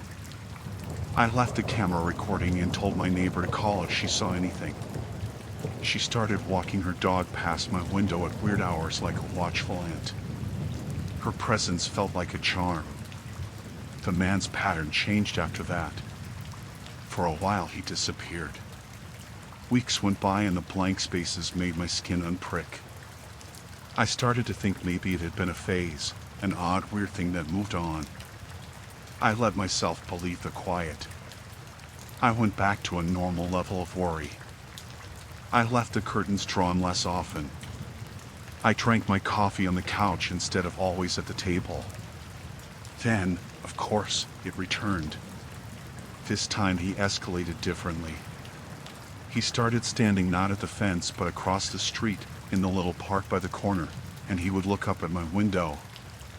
If I was there, he would glance away and pretend to tie his shoe, or read a page of a book, or stare at his phone, like any stranger might. But when I closed the curtain, he would stand and move, always a few steps at a time, and then stop when he was in a shadow or in a place that didn't have a light. It was a slow stalking. It wore on me in a way quick violence would not have. It wore a person down. One night I decided I wasn't going to be a person he could count on. I would not be part of his game. I set up my phone on the bookshelf with the camera app running and told myself I would stay awake and watch. My sister slept over, she promised, and around midnight we were both on the couch with blankets and tea and my phone camera recording.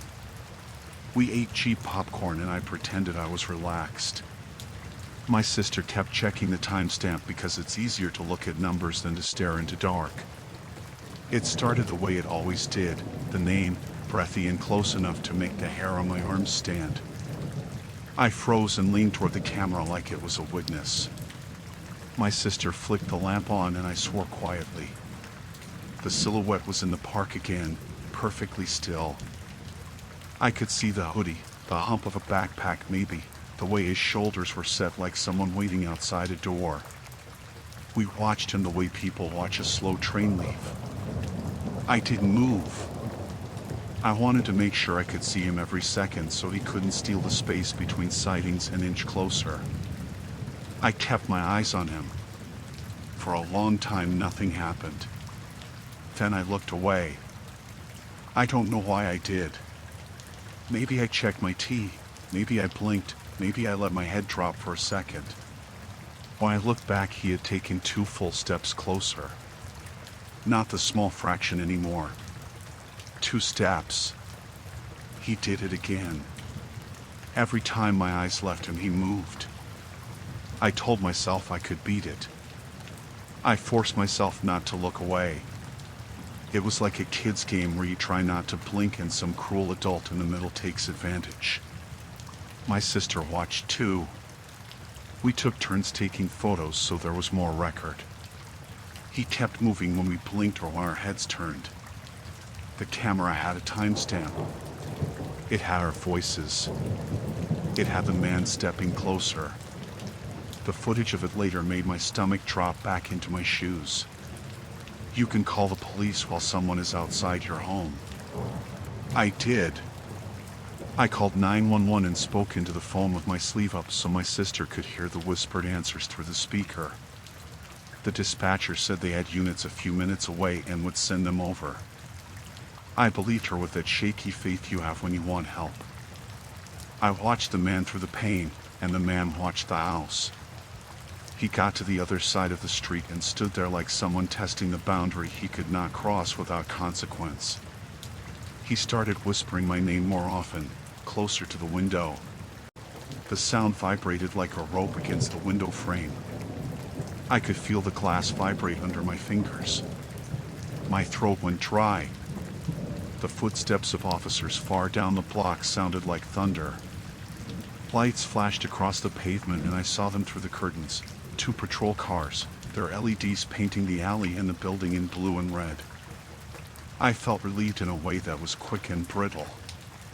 The man looked up toward the police lights as if he'd been waiting for them in order to move. He stepped back into the shadow and then moved the other way, deeper into the dark like a fish slipping into a hole. The patrol cars swept past the park to the end of the block and then radioed in.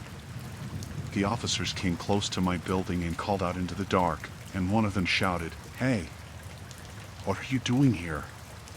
The voice bounced wrong in my throat. The man backed away and kept walking. He moved slowly then, like someone who didn't want to be noticed but couldn't help moving. One of the officers saw him and started to run. He called for him to stop. The man turned in for a second, watched the officer like he'd been caught in a mirror. He didn't run. He didn't try to fight. He walked into an alley and lost himself in a row of trucks. The officers pursued, but the alley is a mess of dumpsters and plastic, and it swallowed the figure like a coat. They searched the area for half an hour. They took my statement again and also the footage from my phone. The detective came by and examined the notes. He ran a check on past incidents and told me it might take time, but that having a record made it fit together. He said words like pattern and stalker in a way that made it feel more real and less like paranoia. He told me they'd increase patrols again and to call if anything else happened. That night I didn't sleep. I sat with my sister on the couch until dawn. We watched the road until the colors changed. I went to the window once and peered out. The park was empty and the chain link fence cast a straight gray line. No silhouette. The name, the whisper, the steps backward into the dark. There was no neat cinematic moment where he was caught at the door to be hauled away and put in a cell. It was messier than that. A man moved like a shadow and the police ran after him, and the thing that felt most like victory was that I had someone else on the other end of the line who chose to believe the little pieces I had gathered. In the weeks after, he didn't stop coming by, but the pattern tightened. There were fewer times he was right at the fence. There were more times when he was across the street, far enough that the officers could find him before he could come too close to a window. He left notes less often because he didn't have to. The camera footage did more of the work for me than my nerves. He had a name the detective pulled from a database and a history of loitering with minor charges in another county. He was served a trespass order. He got arrested one night when a squad found him near someone else's building and he refused to leave. He pleaded something in court about being lonely or about being misunderstood, and the transcript made my eyes ache when I read it in the paper. The judge didn't laugh at me. The judge issued a restraining order with clear boundaries and jail time if he violated it. That felt close to the thing I wanted, a paper that said, in black and white, "You cannot be here." It didn't feel like everything was fixed. It felt like a tool, and it was useful. I moved my mattress into a part of the apartment that didn't look directly at the street for a while. I kept the camera pointed, and I bought some blinds that blocked the angle so someone couldn't stand at the fence and look up without being seen as a heavy shadow. I talked more openly to the neighbor who walked her dog at weird hours. I learned where the patrols start their night route. Small things again, the same way I built habits before. Now my habits were about avoidance and safety. The whispers stopped after he was ordered to stay away, which is what the law can do most often. Keep the distance between you and them. I still flinch when someone says my name from outside. I still look at the chain link fence sometimes and check for scraps of paper. I still sleep with the lamp on when the wind is loud. But I also learned that you are allowed to call for help even if the thing is small. You are allowed to put in the notes and the videos and the timestamps and make a paper trail. You can ask for someone to be there for you. That helped me feel less helpless. Months later, the detective told me the man had been convicted on trespass and stalking charges, a result of the pattern in the footage the neighbors and I handed over. He got a sentence that kept him away and a monitoring order that meant if he came near it would be another matter. Not everything in the world is perfect. The court system moves like a river sometimes, and sometimes it doesn't move at all. But in the end I had a thing that said he couldn't come near, and the officers who had responded to my calls knew my name and my face. It didn't feel like a Hollywood ending. There was no dramatic courtroom speech where the man broke down and shouted apologies. There was paperwork and sleepy officers and citations, and then a longer quiet. The real victory was that I could open my curtains without watching my reflection like a sentinel. I could leave the window cracked for air without counting steps in the parking lot. I kept the motion camera for years. Sometimes I still scroll the footage months later and watch the small blocks of light show a figure pause and then move. It doesn't feel fun to watch. It feels like evidence to be kept in a box. I keep it because it's proof I wasn't making things up, because it shows the slow way someone will try to make themselves part of your life. I learned to say my name when it was used aloud in a crowd. I learned to answer the front door with a chain on until I knew who was there. I learned that small, creeping things are still things. They are not less dangerous because they move quietly. They are only different. I learned that you can survive them by recording the small actions, telling someone, and moving your life so it has other people in it, neighbors, friends, officers who know your address and your pattern. Surviving it wasn't about bravery in one moment. It was about an accumulation of small choices: lights on, calls made, cameras set, locks used, friends staying over. The man who whispered my name moved closer when I looked away because that was how he tested boundaries. He lost because I stopped giving him that space. I stopped looking away.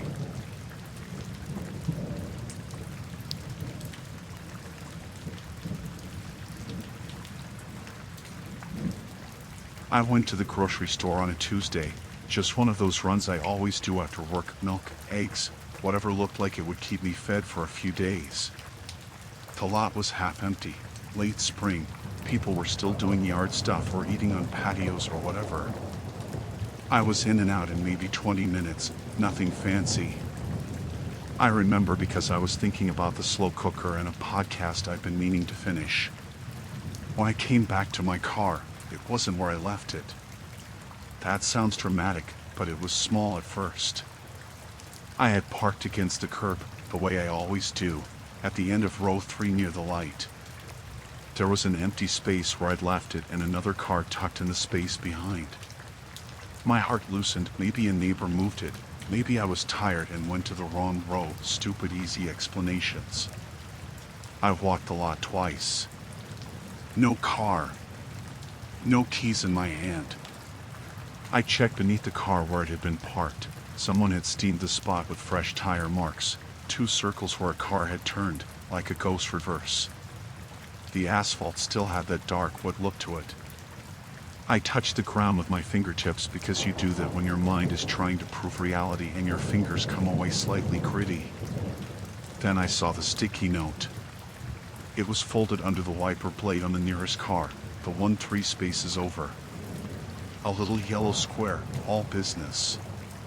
It said, in slightly tilted black pen, "I know where you live." My mouth went dry. I laughed out loud because that's what my brain reached for first, the joke laugh that says you will be okay because laughter costs nothing. My hand shook when I took a picture. I did what people tell you to do in true crime podcasts, document everything. I took 3 pictures of the note at different angles, one of the tire marks, one of my empty space. I thumbed the key ring in my pocket like it was a talisman. There were a handful of small things that happened before that note. I didn't put them together at the time, not as a pattern. I thought of them as random annoyances. It's only after something that can't be shrugged off that you go back and line up the crumbs. 2 weeks before, a man had stood by the doors of the store and just watched people go by. Not glancing, not waiting for someone, just kind of still. I remember because I thought it odd. He had a baseball cap pulled low, sunburned neck, and that kind of sloppy jacket people wear when they're not in a hurry. I saw him again the next week in the lot, sitting in a van with the radio on low, just sitting. I told myself it was coincidence. People sit in cars to talk on the phone, to smoke, to avoid an awkward conversation. The brain wants to be reasonable. The week after that, I went out to the car one evening and found a grocery bag placed neatly on the passenger seat. It wasn't my bag. The receipt inside was for a different store, and the time on the register printout was from 2 hours earlier. I left it. It felt invasive and odd.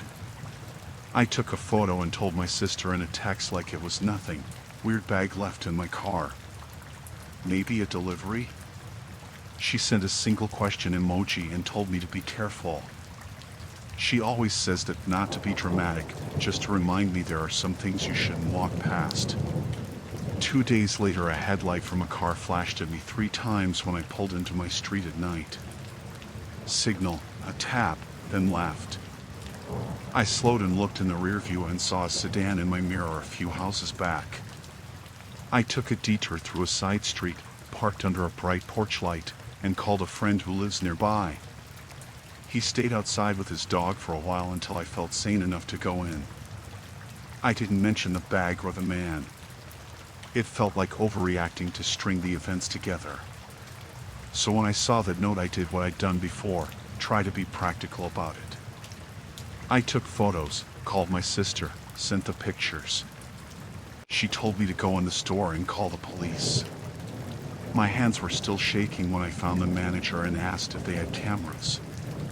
He was apologetic and took my statement in a quiet voice. The cameras covered the entrance and a bit of the lot, he said, and he would check the footage. He asked me if I wanted him to hold on to the note. I nodded, like paperwork would make my stomach stop doing flip-flops. I called the non-emergency line at the precinct. They told me they could send someone out, but that it might be an hour because there were higher priority calls.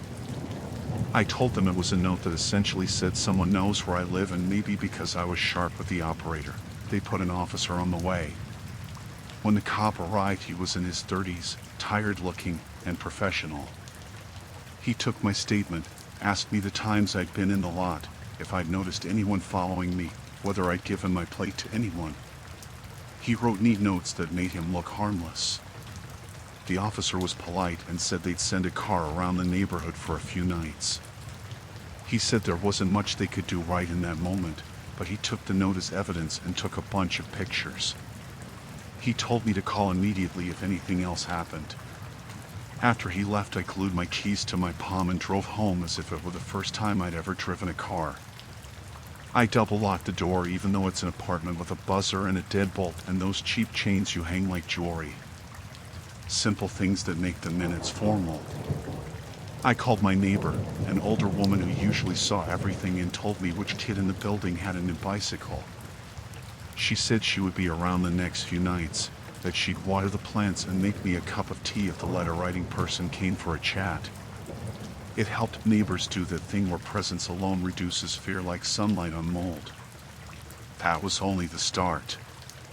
Over the next week, the small things kept arriving.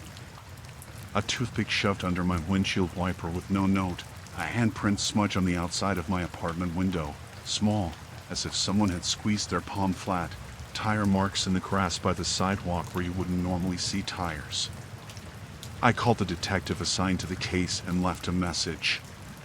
He called back 2 days later and said the camera at the store showed a person wearing a hood and pulling something out of their pocket. The angle was bad, the face wasn't visible. The detective used the word pattern, and I could hear him map the lines in my voice as if he was placing pins. Late one night, I woke to my phone vibrating. Unknown number. The text was a picture of my front door taken at dusk from the street. My skin crawled. The timestamp was from earlier that day. I showed the image to the detective, and he said he would assign an officer to sit in the area. He asked me to change my routine, if possible, and to get a camera up by the door. I ordered one the same night that streamed to my phone. People offered advice in clumsy solders: move, change your locks, get a dog. I couldn't move. I had a lease, and my job was close enough that leaving felt impossible on a whim. I wasn't ready to buy a dog. So I did what I could, replaced the cheap chain on my door with a real dead latch, bought a cheap outside camera, and talked to my boss about flexible hours. I learned to get groceries during daytime. Then the caller started leaving voicemail messages. No words, just the runners breathing and the scrape of gravel. The tape made my skin feel like someone had walked over it. The detective said the person was likely working from a car, watching during daylight and photographing at night. He told me not to go outside alone after dark. The rational part of my brain knows police can only do so much. The other part started cataloging noises. It got worse in specific ways. The sticky note had been a big, sickening arrow, but the following things had an intimacy to them that felt worse. One morning I found a pair of mud smudges on my doormat, like someone had taken the time to step right up to the doorstep and put their feet there, not boot prints so much as the impression of sole on wet concrete. There were peanut shells on the stairwell landing, the red foil tray from a takeaway joint I didn't order. Whoever it was knew how to be noticed in ways that would make me double check. On a Tuesday I came home and the street was wrong. A car was parked with its headlights off, but the engine idling 2 houses down, like it didn't want to live in motion anymore. I circled the block once and saw the same sedan I'd seen at the store, the van at the edge of the lot, the hooded jacket draped over the back of the seat. I didn't stop. I called an officer from the precinct, and he drove past my house within 5 minutes, and the car left like it had been told to. The officer parked near my building and watched the block while I took a shower downstairs at a friend's house. He said he would stand by until I'd had time to get in. He made it sound serious and small at the same time. After that night, I slept with the camera feed on my phone. The camera was cheap and grainy, but it painted the right moments: someone crossing the sidewalk, the shadow of someone leaning against the railing across the street. One night the feed flashed a figure moving with a flashlight, then it cut to nothing. The detective reviewed the files and asked me to start keeping a binder: times, notes, photos. He said it would be useful if this went to court. I laughed at him because binders are a ridiculous, suburban tool, and then I bought a cheap one and started to record. The thing about being watched is not that you're afraid of being attacked. It's the erosion of ordinary things. I stopped leaving the windows cracked for fresh air. I stopped standing on the stoop on warm nights. I stopped going to the same coffee cart on my way to work. My life compacted into neat, safer shapes, but the shape felt like a prison. Then one evening, 3 weeks after the note, it all tilted. I had come from work, from a shift that ran a little late, and I pulled into my usual spot on my street. There were tire marks in the grass again, right by the curb where a car had turned maybe 3 times in a small circle. There were also impressions like someone had walked around my car and stood for a bit. My phone vibrated with a text from an unknown number. "Nice spot. I like the way you light up the corner." I don't know how to describe the physical thing that happens when your stomach and your head refuse to agree on what is real. I felt cold and furious and stupid, all at once. The detective was out of town but left a number for a sergeant. I called. The sergeant said an officer would come by, but again he said they couldn't do arrests without more. He suggested we try something different, collect the license plate numbers of suspicious cars and see if there's a match. He asked if I'd ever seen the same car repeatedly. I had photographs. I had grainy clips. I sent them. And then I did something half of me wanted to do, half of me was terrified of doing. I went to the grocery the next day on purpose, but armed with a plan. I invited a coworker to come with me. I told her, calmly, to sit in the car and call the sergeant if anything looked odd. I parked in a different lot and walked like someone who was trying not to be interesting. It felt like plotting or bravado, but I needed to see if the pattern repeated. Of course the pattern showed up. Halfway through buying bread, I noticed a hooded man sitting on the far bench near the pumps, head down, phone in his hand. My stomach did that drop again. I moved through the aisles with the slow, panicked focus you use when you want to be normal. I saw him glance up once, and his eyes met mine for a second like a small blade. I texted the sergeant at the lot. "Hooded man on the bench." He wrote back, "Stay put." "I'm calling a unit now." The officer was 5 minutes away. I tried to stay calm. My hands were on a loaf of bread and they shook. I walked out with my coworker. Her jaw was tight. The hooded man was still there, and as we left he stood, stretched, walked to his car, and got in. My coworker snapped a picture of the license plate. It was a shitty little sequence with some letters that I later learned matched other cars seen around my place. She texted me the photo and I sent it to the sergeant. He replied, "Good. Don't confront him." 2 nights later, around midnight, I was awakened by the sound of my phone ringing on the table. The feed from my front camera pinged. The grainy clip showed headlights sweeping up the street, stopping, then the sedan pulling into my driveway area and idling. The hooded figure stepped out and stood on the curb exactly where my tire marks had been for 3 nights now, hands in pockets, looking at my building. I called the sergeant and told him I had the clip. He said, "Stay in the apartment. We've got a unit on the way." For once, something happened fast. 2 squad cars pulled up and blocked the street. The hooded figure saw the lights and started to walk away down the lane. An officer shouted, "Hey!" The man turned and ran. They pursued. I watched through the blinds like you watch a train leave the station. One of the officers caught up around the corner and wrestled him to the ground. The sergeant came to my door cold and breathless and said the man had resisted, but they cuffed him. Later, at the precinct, his name came up in the system. He had some past petty arrests, loitering, a trespass warning in another county. They had found a notebook in his jacket when they took him in. Inside were messy entries, times, addresses, notes about cars and lights. My name was on one page, with the grocery lot and the words "nice spot" and a crude sketch of my block with circles where my car sat. The detective who'd been tracking this stuff told me that was the smoking gun, a pattern documented by the person himself. They charged him with stalking and trespass. What followed was bureaucracy, statements, photo IDs, court dates. I sat in a room and identified his face in a lineup. When he looked up at me, he smiled like he'd been practicing it. It was small, like it had been a rehearsed expression to make someone unsure. The judge issued a temporary restraining order that said he could not come within a certain distance of me or my home. It didn't feel like a magic wand, but it's paper the police can act on. It put a legal line between us. After the arrest, the nights felt different. Not safe in a big dramatic way, but different, like someone had opened a window and the room could breathe. The officers told me to keep the camera charged and to call if I saw anything resembling him. The notebook went into evidence. They told me they'd continue to check the neighborhood in rotation. Several neighbors came by to tell me they were sorry they hadn't looked closer.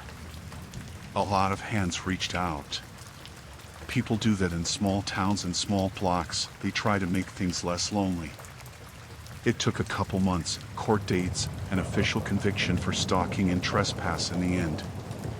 He pled guilty to a few counts and got probation, a longer restraining order, and mandated mental health evaluation. The criminal justice system is the slowest of machines. I kept telling people that to explain why it took so long and why my nights felt like drawn-out stitches, but that's the thing, the wait is part of the punishment when you're the person being watched. The small things didn't stop immediately. Someone moved a potted plant on my stoop once after he was in custody, probably kids from the building testing the boundary. I called, an officer came, politely scolded them, and the plant went back.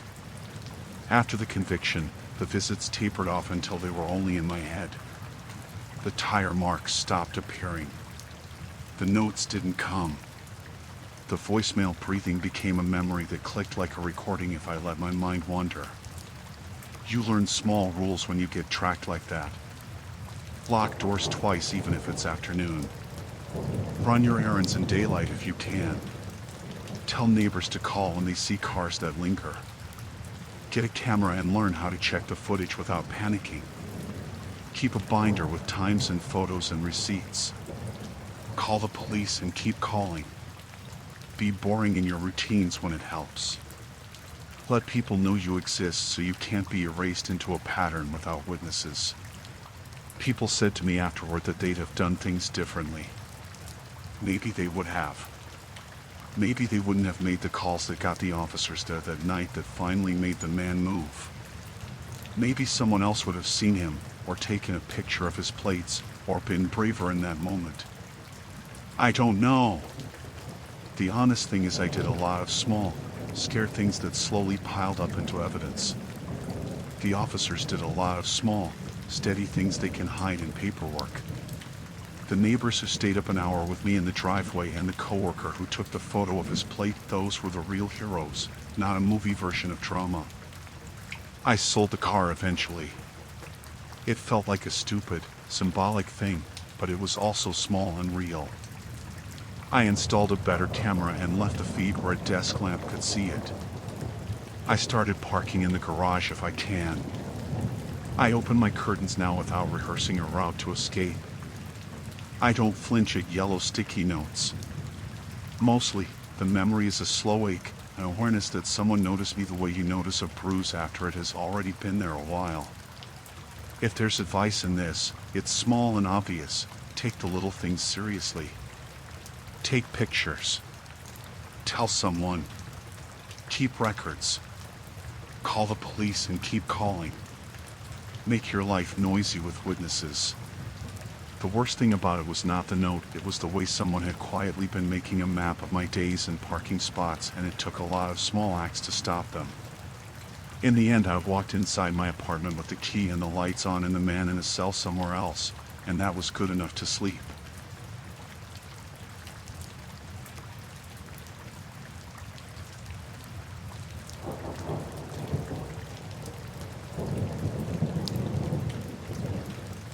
I liked being alone in the woods. Didn't mean I wanted to be alone with nothing but trees and my own thoughts forever, but I liked the quiet you only get when you're out of earshot of traffic and fluorescent lights. The campsite I picked was one of those state-run places along the lake, basic gravel roads, pit toilets that smelled like summer, a ring for a fire, and enough trees that when the wind came through it sounded like an old man mowing a big lawn. It was practically empty when I showed up on a Thursday afternoon. A couple of RVs near the far end and one other tent on the next row over. You could hear frogs if you stood still and closed your eyes.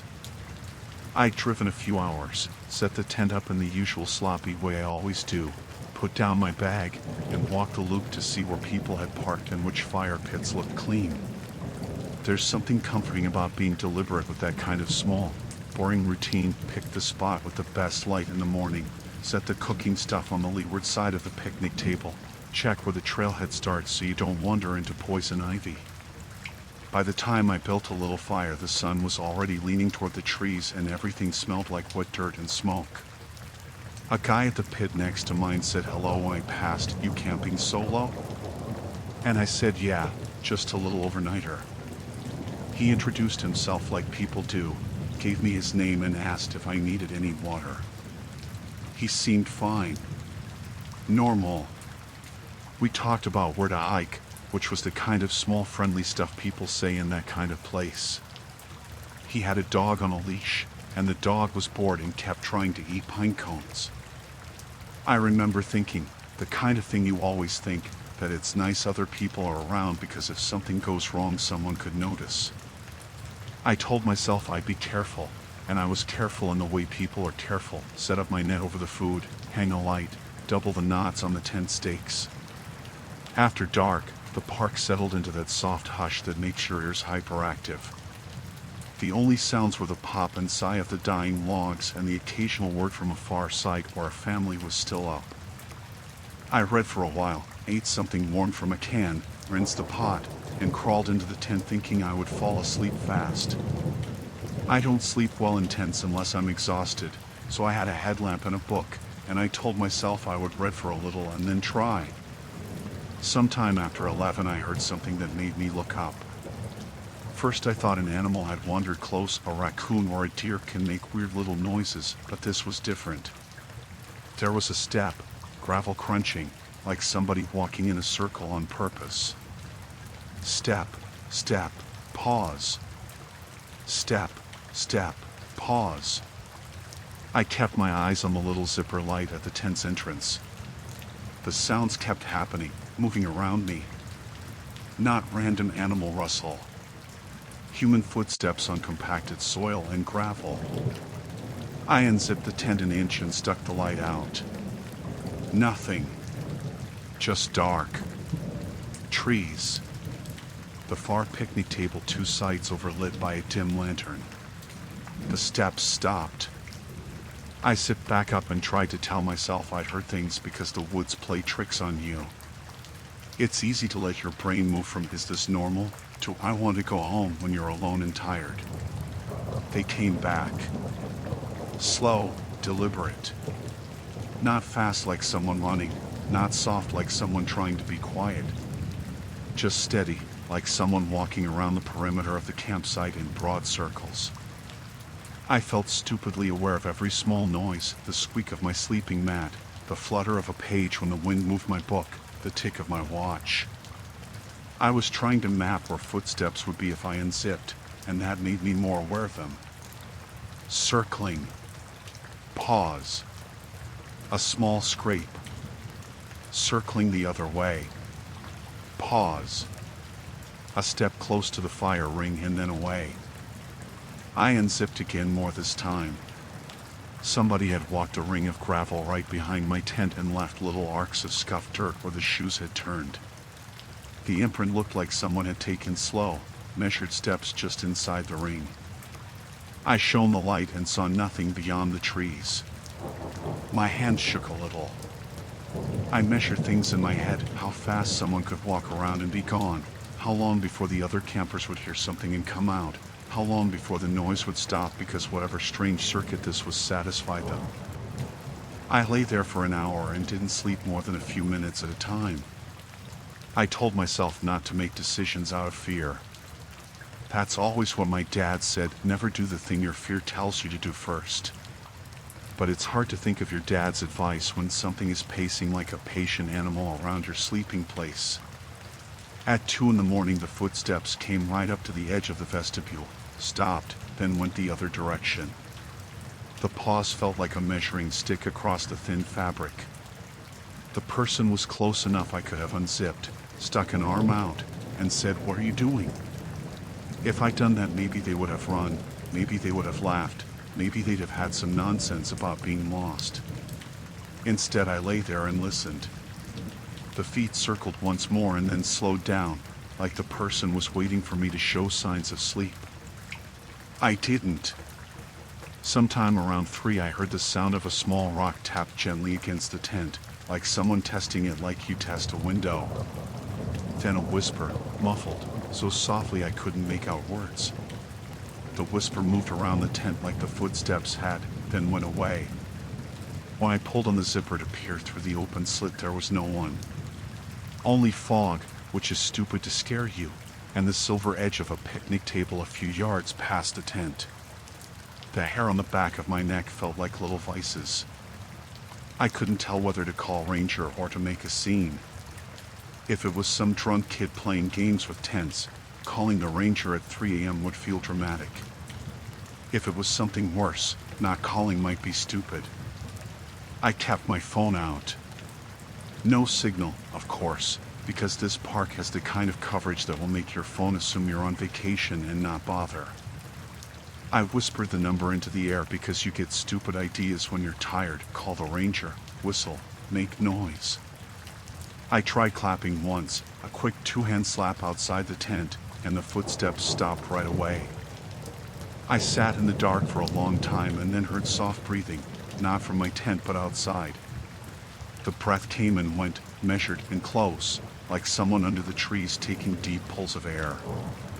At one point I dragged a chair from the picnic table under the vestibule and tucked my headlamp on the rim so its beam pointed up at the tree line. If somebody wanted an audience, they had one now. The beam made whatever hide between trunks briefly visible. I fell asleep for a broken hour watching the cone of light. The next time I woke, the light was off and someone, whoever had been circling, had walked around the tent and left small, black depressions in the gravel that matched the shape of a boot heel. They'd gone all the way around, slow enough that the mud had been pressed into crescents. Dawn was a terrible thing because it does this sort of slow reveal. The sky goes from black to that dark gunmetal gray, then thin blue, and suddenly all the little things that were comfortable in the dark are uncomfortably clear. I had been half asleep when the sound of birds started up, and then stronger and clearer, and then I heard another sound, a different small rhythm that didn't fit the birds. When I unzipped the tent in the pale light, there were a pair of boots sitting on the dirt just outside the vestibule, facing the tent. They were worn, the leather cracked and the soles dirty, scuffed all around like they'd walked a lot of gravel. Not on their sides, just sitting upright, laces tucked in like someone set them down with care. They were too close to the tent for me not to notice. I froze and sat for a long time, my hand on the zipper. There's a weird gap between understanding something and doing anything about it. It wasn't a joke, it wasn't an accident, it wasn't a note you could fold up and put in your pocket. It was a thing someone had left there for me to find. It felt like a message, but not the kind with words. The boots were pointed toward the tent. The place they were left had the imprint of a shoe pressed in the dirt in front of them. Someone had stood there. I didn't go outside. I stayed inside and watched them like they were a person I was hoping would talk, and instead sat very still like the waiting made me less conspicuous. The other tent that had been on the next row over was empty, their car gone. The RVs had their curtains open and packing, lights on.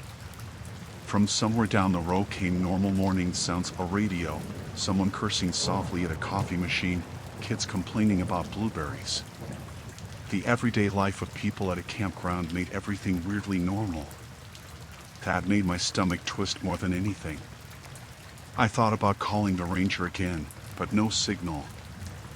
I thought about walking to the office to find someone who had a landline. The ranger station was a quarter-mile walk and the path cut through trees where I had seen shadows the night before. I could have woken my neighbor and asked for company, but the only other tent I could see was empty now. My little plot of logic kept spinning possibilities. Maybe whoever left the boots had run off. Maybe he was fishing. Maybe he'd gone back to his car. Maybe if I stepped outside and said something loud he would laugh and say it was a prank. Maybe if I stepped outside he'd be close enough to put his hand on me. None of those were comforting and all of them felt possible. I zipped the tent so it was closed but not locked and sat on my sleeping pad with my pack next to me. I thought about making a plan. I could grab everything quietly and walk to my car, which was parked maybe 30 yards from my tent, and drive out. That seemed both sensible and dangerous. If I moved too much I might make a noise and draw attention. If I walked in the open someone could be waiting in the trees. Sitting there doing nothing felt cowardly but safe in a small way. The boots didn't move. There was no rustle, no shadow slipping away. At one point I held my breath and listened so hard I could hear the flap of a tent 2 sites over. After about 20 minutes of not moving, I slid the zipper open an inch and pushed my head out. The boots were closer than before. I expected panic and my heart made that heavy, awful beat, but my mind was a blank except for one small clear thought: take a picture. It seemed like an official thing to do, like proof. My hands were shaking badly as I thumbed my phone. I took a photo and the camera flashed oddly bright in the gray light. I don't know why I thought the flash would be useful. Maybe I wanted the light to show if someone was standing there. There was no one in the frame. Only boots in the pressed dirt mark and, farther out, a glove lost behind a clump of grass that I hadn't noticed before. The glove was muddy, the same mud on the boot soles. I crept the rest of the zipper open and pushed a little more and called out as evenly as I could muster, "Hey! Who's there?" Silence for a breath, then a soft rustle from behind a thick dogwood, the sort that almost sounds like a branch sighing and not a person shifting their weight. I could see movement now in the distance, pale through the thin trunks, someone walking away toward the path that led out of the campsite, hoodie up and hunched. Not running, not even hurried, just leaving like he had finished whatever he'd come to do. That should have relieved me. It didn't. For the next minute I sat frozen and thought about all the ways the person could come back. I imagined him circling fast, stepping on the tent like he wanted to flatten it. I imagined him picking up boots and walking into my vestibule and then asking me why I thought I could camp alone. Those thoughts were the product of a night that had been full of little invasions. I stuffed the phone into my pocket, zipped up, and made a plan for the next hour. I packed fast but carefully. Too many movements would make too much noise. I folded the sleeping bag, stashed the book, and put the stove in its case. I left the cooking stuff on the table. I didn't want to be out there longer than I had to. My pack felt heavier than when I arrived. It occurs to me now how easy it is to overestimate your own calm in crises. I was not calm. I put on my boots and walked slowly to the tent door, headlamp off because I didn't want to draw a line of light across the dirt. I stood for a moment with both hands on the zipper like I was about to open a heavy curtain and step on stage. I took a breath, unzipped, and stepped out. The boots were right where they'd been when I'd looked out the first time, but now they had a little pebble in front of them like a place marker, like someone had arranged everything for me to see and feel. I started toward my car. I kept my head down and my gait steady. 30 yards to the parking gravel. Anywhere, I thought, is better than here. I passed the place where the person had been and saw the faint mark in the dirt where he'd stood. The boot prints made a semicircle. There were more circles. Whoever had been walking had been slow and tidy. It felt intentional, like someone pacing a small grave. Halfway to the car, a figure stood up out of the trees about 10 yards ahead of me. He wasn't in the place where the person had been leaving the boots. He was a step or two to the side, under a tree where leaves had pooled. He had a cap instead of a hoodie now, and his hands were folded in front of him. He didn't move toward me. He didn't call out. He just watched. I could make out his face in the weak light, younger than I thought, not exactly menacing looking, but with the kind of blankness in his eyes that people get when they rehearse smiles. If I had to point to the thing that was the worst part, it was how calm he was. Not shifty or nervous, just still like a person waiting for a bus. I felt like I had to do something adult and straightforward. I looked for the neighbor who had been at the next site earlier, RV, remember? But the RV looks empty. There was no one I recognized to stand with me. "Hey," I said. My voice made a small hollow. "What are you doing out here?" He smiled the practiced smile and tilted his head. "Just making sure you got a quiet night," he said, like it was a joke. He took a step toward me and I took a step back. I fished for my phone like it was an anchor and dialed 911. The call did connect this time and I heard the operator answer in a calm voice. I told her my name and where I was and that someone had been circling my tent and left boots out front. I told her there was a man standing in the tree line watching me. I didn't run my voice the way you do on TV. My words were clipped and short. The operator asked if the man was approaching, and I said no, he was just standing there. He didn't move.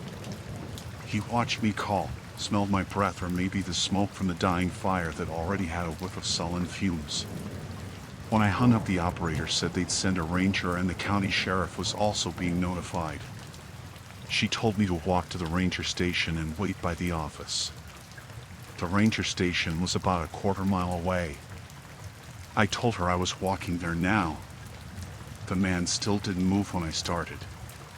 He watched my back go through the trees and then followed at the same slow pace as if we were in a complicated shuffle.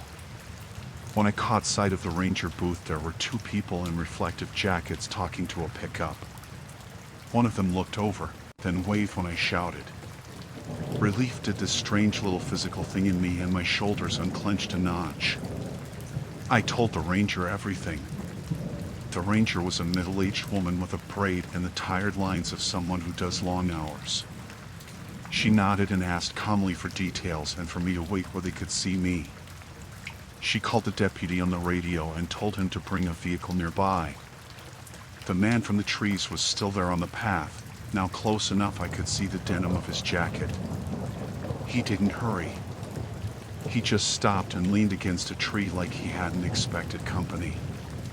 When the deputy's headlights cut through the gray, he stepped back and then put his hands up in a mild way that said he would cooperate. They asked him to come out slowly. He did. They patted him down and found, in his pocket, a little spiral notebook with entries. When the deputy flipped it open, I leaned closer because my brain wanted proof in the worst way. There were times, dates, short notes about a tent on a certain site, notes like quiet, reads, solo.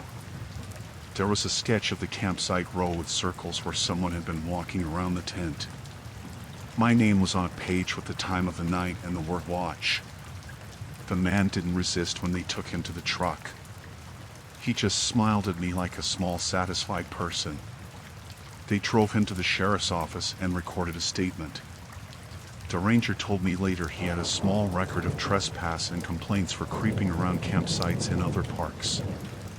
Nothing big in his past that screamed danger in a felony sense, mostly petty trespass and loitering and one or two calls where he'd been asked to move along.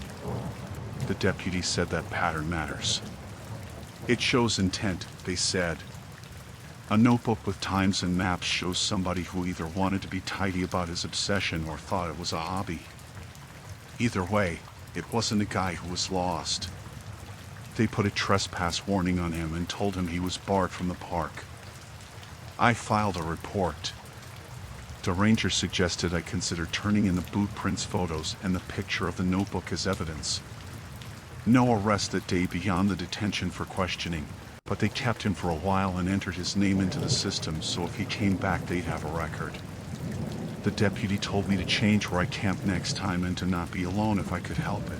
He sounded practical, the kind of officer who has seen 100 weird nights and knows what helps. I slept in my car that night because I couldn't face the tent until they put the man on a bus out of town. I sat with the heater on, my phone charged, the camera rolling on the tent. Every creak or sound kept me moving like coffee up my spine, but I felt better than I did the night before. The small acts of witnesses and paperwork had a calming, honest effect. There was someone else on the block who'd seen him. There was a piece of paper in a deputy's hand that said my name and the time, and that made the whole thing a little more real and less like a story I would tell later. In the end, what got me safe wasn't some grand heroic fight. It was staying put, documenting things, and getting other people involved before I tried to handle it alone. The guy hadn't punched through the fabric of the tent or shouted threats. He left boots like a signature, and he kept his distance, which is what made it frightening, the patient, careful measuring. But people who circle and make the small arrangements they think are invisible trade on the assumption you'll be alone and small and embarrassed. The only way to stop them is to make noise and witnesses and records. I didn't go back to that campsite for a while. When I did, there were new signs up on the trailhead about overnight patrols and a bulleted list of what to report, and they always look slightly more personal after something happens. I kept the picture of the boots on my phone for a long time, more like proof I had done the sensible things than to remember the fear. The man got a trespass order in that county. I wasn't there for the court stuff except to give my statement. He may have been released later for all I know. I don't have a fantasy about him being locked away for a long time. What I do have is a few obvious rules now. Camp where other people can see you. Tell somebody where you'll be. Keep your phone charged. And if anything at all makes your skin flat and cold, do not try to be the person who handles it yourself. Call for help. Make a note. Get witnesses. You get to keep camping. You keep the quiet and the frogs and the smell of a greedy moon over the lake. But you also learn not to ignore small invasions, the footsteps, the little circles, before they become a whole night of footsteps and a pair of boots sitting like punctuation. That was the worst part, how quietly someone could claim a space around you and make you feel small. It took an ordinary kind of group, a ranger and a deputy and a neighbor who shows up with a cup of coffee, to make that smallness stop.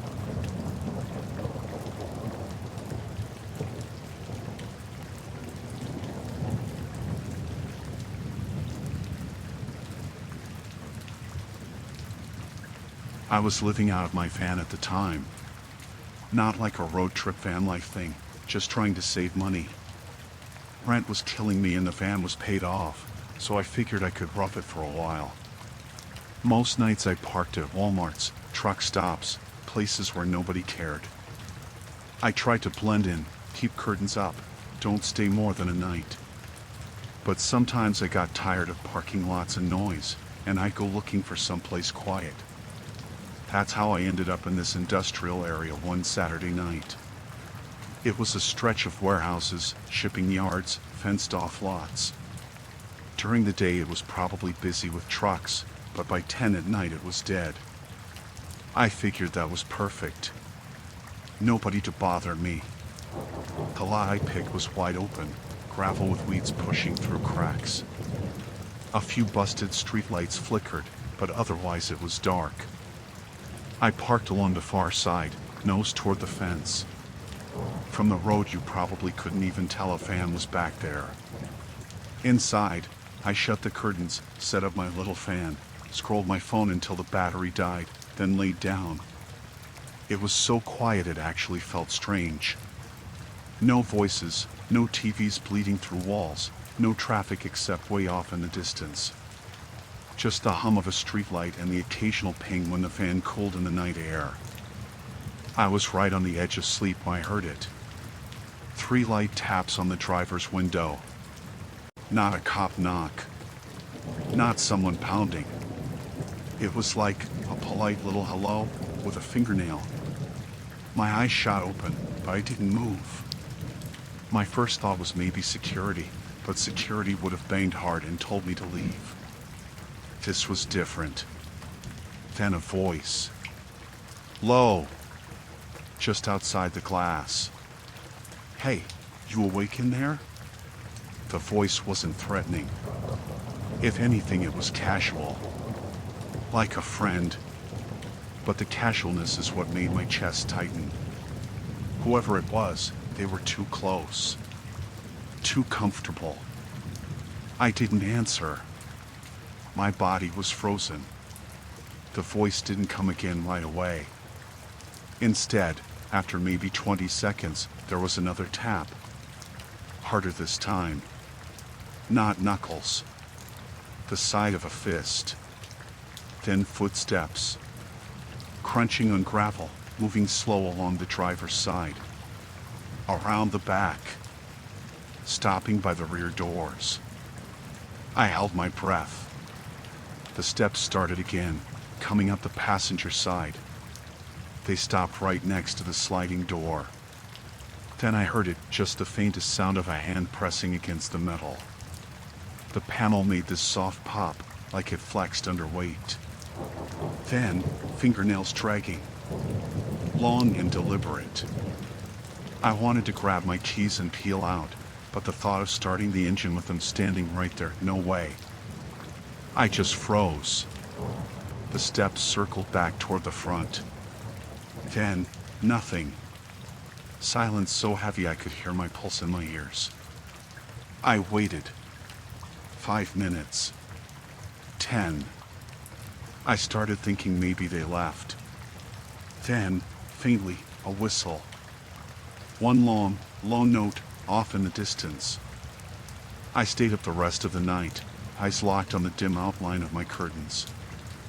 I didn't move until morning, when light finally came through. Outside, the lot was empty. No footprints, no marks. Nothing. I told myself it was a drunk. Or a homeless guy. Something I could explain. But 2 nights later, it happened again. I was parked behind an office building this time, in a totally different part of town. Same setup, quiet, empty lot, weekend night. Around midnight I heard a shuffle outside, then the knock. Soft. Fingernails on glass. "Hey, you awake in there?" The exact same words. Same tone. This time I didn't hesitate. I scrambled into the driver's seat, jammed the key in, and started the engine. The second it roared to life, a figure pulled away from the van and jogged into the shadows. I only caught a glimpse how it pulled up, hands in pockets. Moving fast but not running flat out. Like they weren't surprised I'd bolted. I drove straight to a gas station and sat under the floodlights for hours, my hands shaking on the wheel. After that I started parking only where there were cameras or people around. Grocery store lots, 24-hour gyms. No more industrial zones. But I kept thinking about those words. The knock. That whistle. About a week later, I broke my rule. I was out late, tired, and the only quiet spot I could find was behind another warehouse on the outskirts. I told myself it'd be fine just this once. It wasn't even an hour before I heard the first sound. Not a knock this time. A car door, closing softly somewhere nearby. I peeked through the curtain. At the far end of the lot was a sedan, dark color. No reason for it to be there at that hour. Its lights were off, engine quiet. Just sitting. I watched for a long time. Nothing happened. Eventually I lay back down, though I couldn't relax. Then, maybe half an hour later, I realized the sedan had moved. Not driven off. Moved closer. It was parked 2 rows down now, angled slightly toward my van. I didn't hear it start. Didn't hear it roll. It was just closer. My mouth went dry. I kept watching, barely breathing. Another half hour passed. Then I checked again. It had moved again. 1 row away. That was enough. I grabbed my keys, heart hammering, and slid into the seat. Before I could even start the van, I saw the sedan's driver's side door crack open. A figure stepped out, slow. Hoodie again. Hands in pockets. That was it. I started the engine and floored it out of there, gravel spitting behind me. In my rear view I saw the guy just standing there, watching. Didn't chase, didn't yell. Just stood and turned his head to follow me as I tore past. I drove straight onto the highway and didn't stop for an hour. Ended up sleeping in a Walmart lot with a bunch of semis around me. I didn't care about the noise. I just wanted people nearby. I never saw that sedan again, but for the rest of the time I lived in the van, I never parked anywhere isolated. If there weren't cameras or lights or at least a few other vehicles, I kept driving. Even now, years later, if I'm sitting in my car at night and I hear a tap on the glass, my stomach drops. I'll never forget that voice, soft and too close. Hey, you awake in there?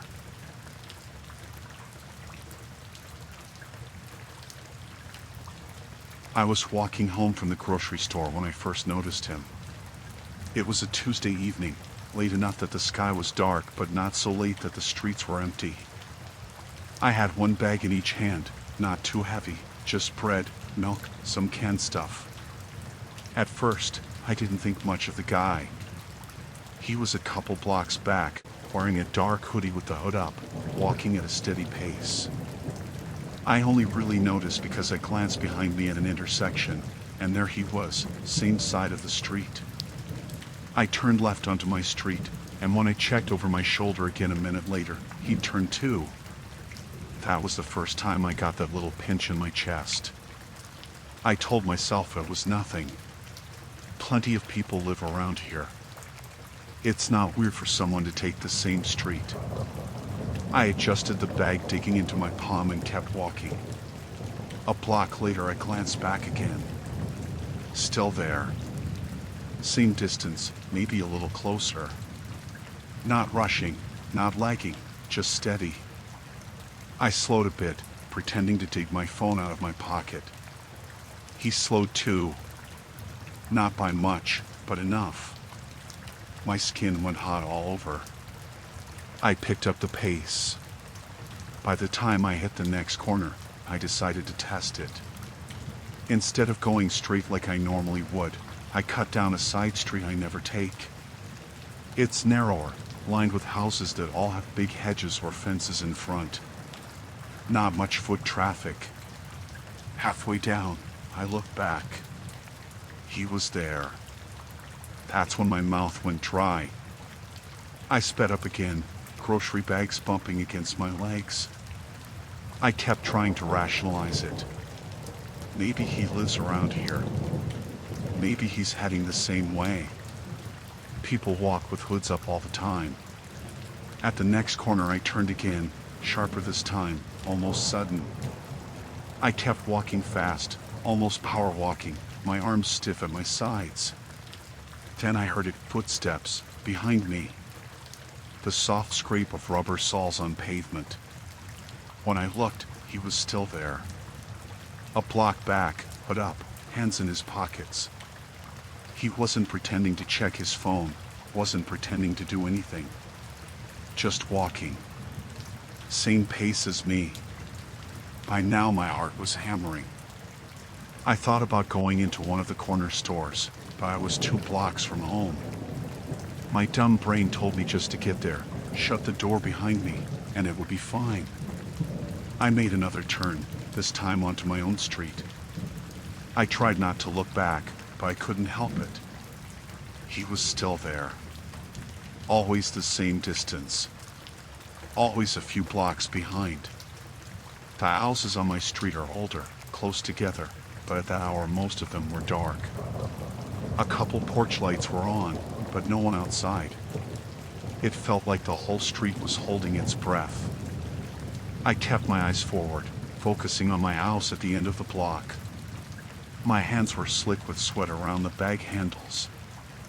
I could hear my own breathing, faster and faster. When I reached my walkway, I finally let myself look back. He was closer now. Not a few blocks. Maybe half a block. He wasn't even trying to hide it anymore. I nearly jogged up the path, my keys already out of my pocket. But my hands were shaking, and the grocery bag swung against my knees, and the keyring slipped right out of my grip. The clatter of keys hitting the porch step was so loud it made me flinch. I dropped one of the bags and scrambled to grab them. My fingers felt useless, slipping on the ring. That's when I saw him step off the sidewalk. He wasn't walking straight up my path. He stopped by the edge of my neighbor's yard, right where the porch light didn't reach, and just stood in the shadow of their hedge. I could feel him looking at me. Somehow I got the key into the lock and shoved the door open. I kicked the bag inside, slammed the door, and threw the bolt. My chest was heaving so hard I thought I'd pass out. I stood with my back to the door, listening. Nothing. No footsteps on the porch. No knock. Just silence. I waited like that for maybe 10 minutes before I finally crept to the window. I pulled the curtain just a hair. The sidewalk was empty. I stayed up all night, jumping at every sound. Around 4 in the morning, I finally dozed off on the couch. The next day, I convinced myself it wasn't as bad as I thought. Maybe he really did live nearby. Maybe he cut through the neighbor's yard to get to another street. My brain tried to soften it, because the truth that someone followed me all the way home and stood there in the shadows watching was too much. For a while, nothing happened. A week went by. Then 2. I started walking to the store again. And then, one night, I saw him again. I was leaving the grocery store with just a bag of stuff for dinner. It was earlier this time, around 8. I noticed him across the parking lot, leaning against a lamppost. Hood up. Hands in pockets. I froze in place. It was him, no question. Same build, same way he stood. I ducked back inside the store, pretending I forgot something. I paced the aisles for 15 minutes before checking again. He was gone.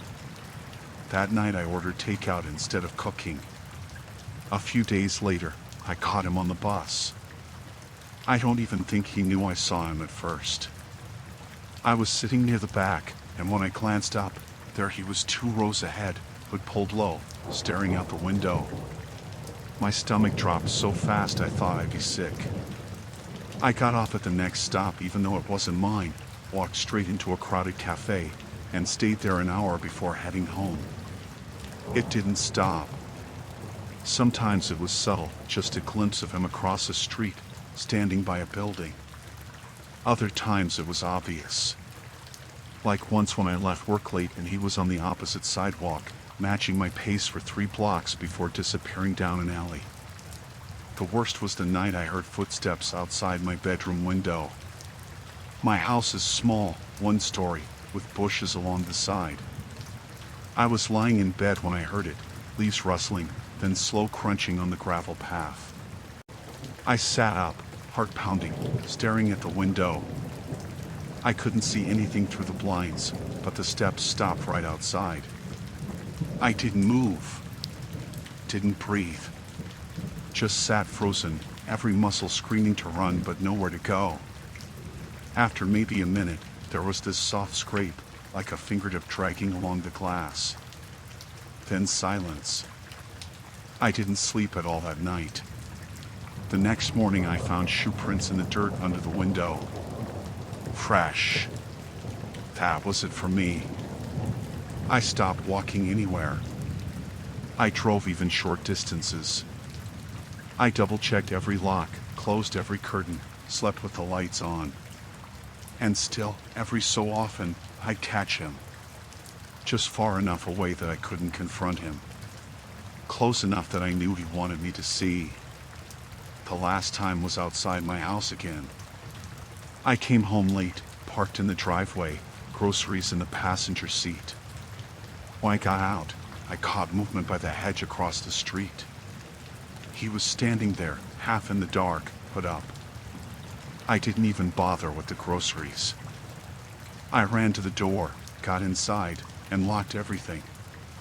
When I peeked through the blinds a minute later, he was gone. After that, I couldn't take it anymore. I moved 2 towns over, closer to family.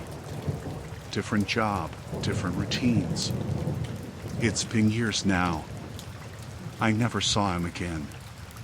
But I'll never forget that first night, the keys slipping out of my hand, the sound of them hitting the porch, and him standing in the shadow by my front door, just watching.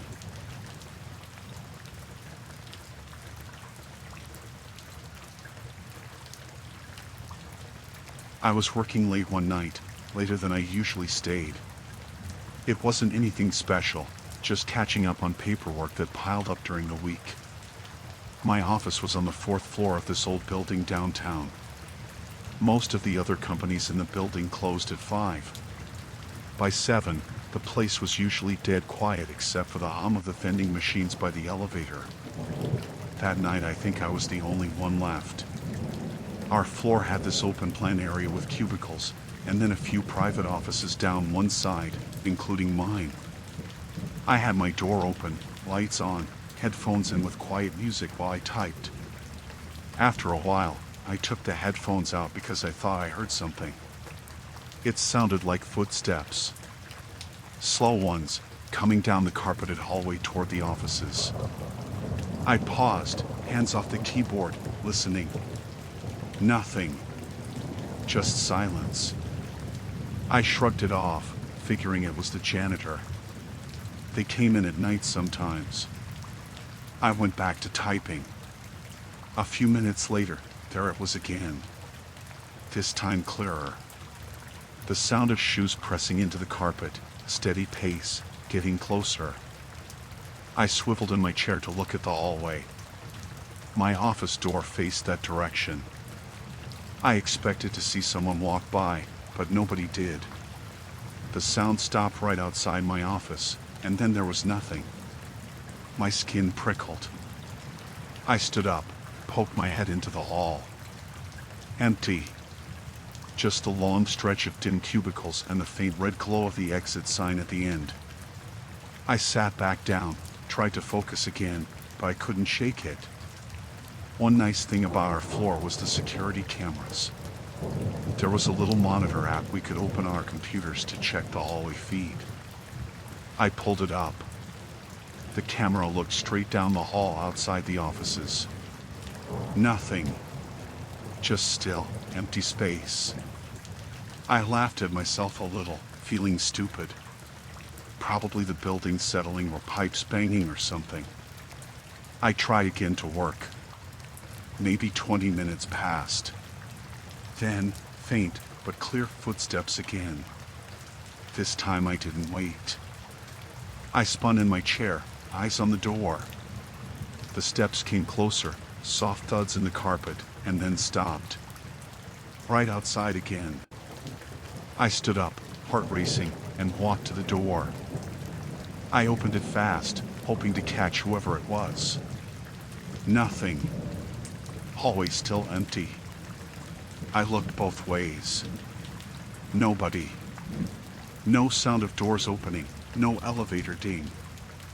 I shut the door slowly, feeling stupid but also uneasy. I went back to my computer and checked the camera feed again. Still nothing. I told myself I'd give it another half hour then leave. I put my headphones back in, but low this time, so I could still hear around me. A while later, the lights flickered. Just once, quick. The overhead fluorescence buzzed and dimmed for half a second before coming back. I don't know why, but it made me glance at the door. And that's when I saw the shadow. Not on the ground, but against the thin strip of frosted glass that ran down the center of the door. A shape. Human height. Perfectly still. My stomach dropped. I froze in my chair, staring at that blur of a figure. I don't know how long it stood there. Maybe a full minute. Then, slowly, it moved. The shadow stretched and then slid sideways, like whoever it was stepped out of view. I jumped up and opened the door. Again, nothing. The hallway looked the same as before. Empty. Silent. I checked the camera feed on my monitor. Nothing moved there either. Just rows of empty cubicles, frozen on the screen. I sat back down, shaking a little. At that point I knew I wasn't imagining things. Someone was messing with me. I packed up my stuff fast, shutting down my computer, jamming files into my bag. I kept glancing at the door, half expecting that shadow to come back. As I zipped up my bag, the lights flickered again. This time longer, buzzing overhead, dimming almost completely before popping back on. And when they did, the shadow was there again. Right at the glass. Closer this time. I bolted. I yanked open the door, looked both ways down the hall. Nothing. I didn't wait. I speed walked through the cubicles toward the elevator, my footsteps way too loud in the silence. I kept checking over my shoulder. The hallway stayed empty, but every nerve in my body screamed that someone was right behind me. The elevator felt like it took forever. I jabbed the button, bouncing on my heels, scanning the dim rows of cubicles. Then I saw it. Not the person, just movement. A monitor screen flickering 2 rows over, like someone brushed against the desk. That was enough. I didn't wait for the elevator. I ran for the stairs, shoved the door open, and flew down 4 flights, nearly tripping at each landing. I burst out onto the street, breathing hard, my chest on fire. I stood on the sidewalk under the streetlight, scanning the windows of the office above. No faces. No movement. Just dark glass. I didn't go back in to check. I went straight to my car, locked the doors, and drove home with my hands shaking on the wheel. The next morning, I came in with everyone else. Sunlight pouring through the windows, the office buzzing with voices. Everything looked normal. But when I checked the hallway camera from the night before, the recording stopped at 7:42 p.m. Right around the time I first heard the footsteps. It didn't start again until after midnight. The building manager said the cameras must have glitched. I never stayed late again.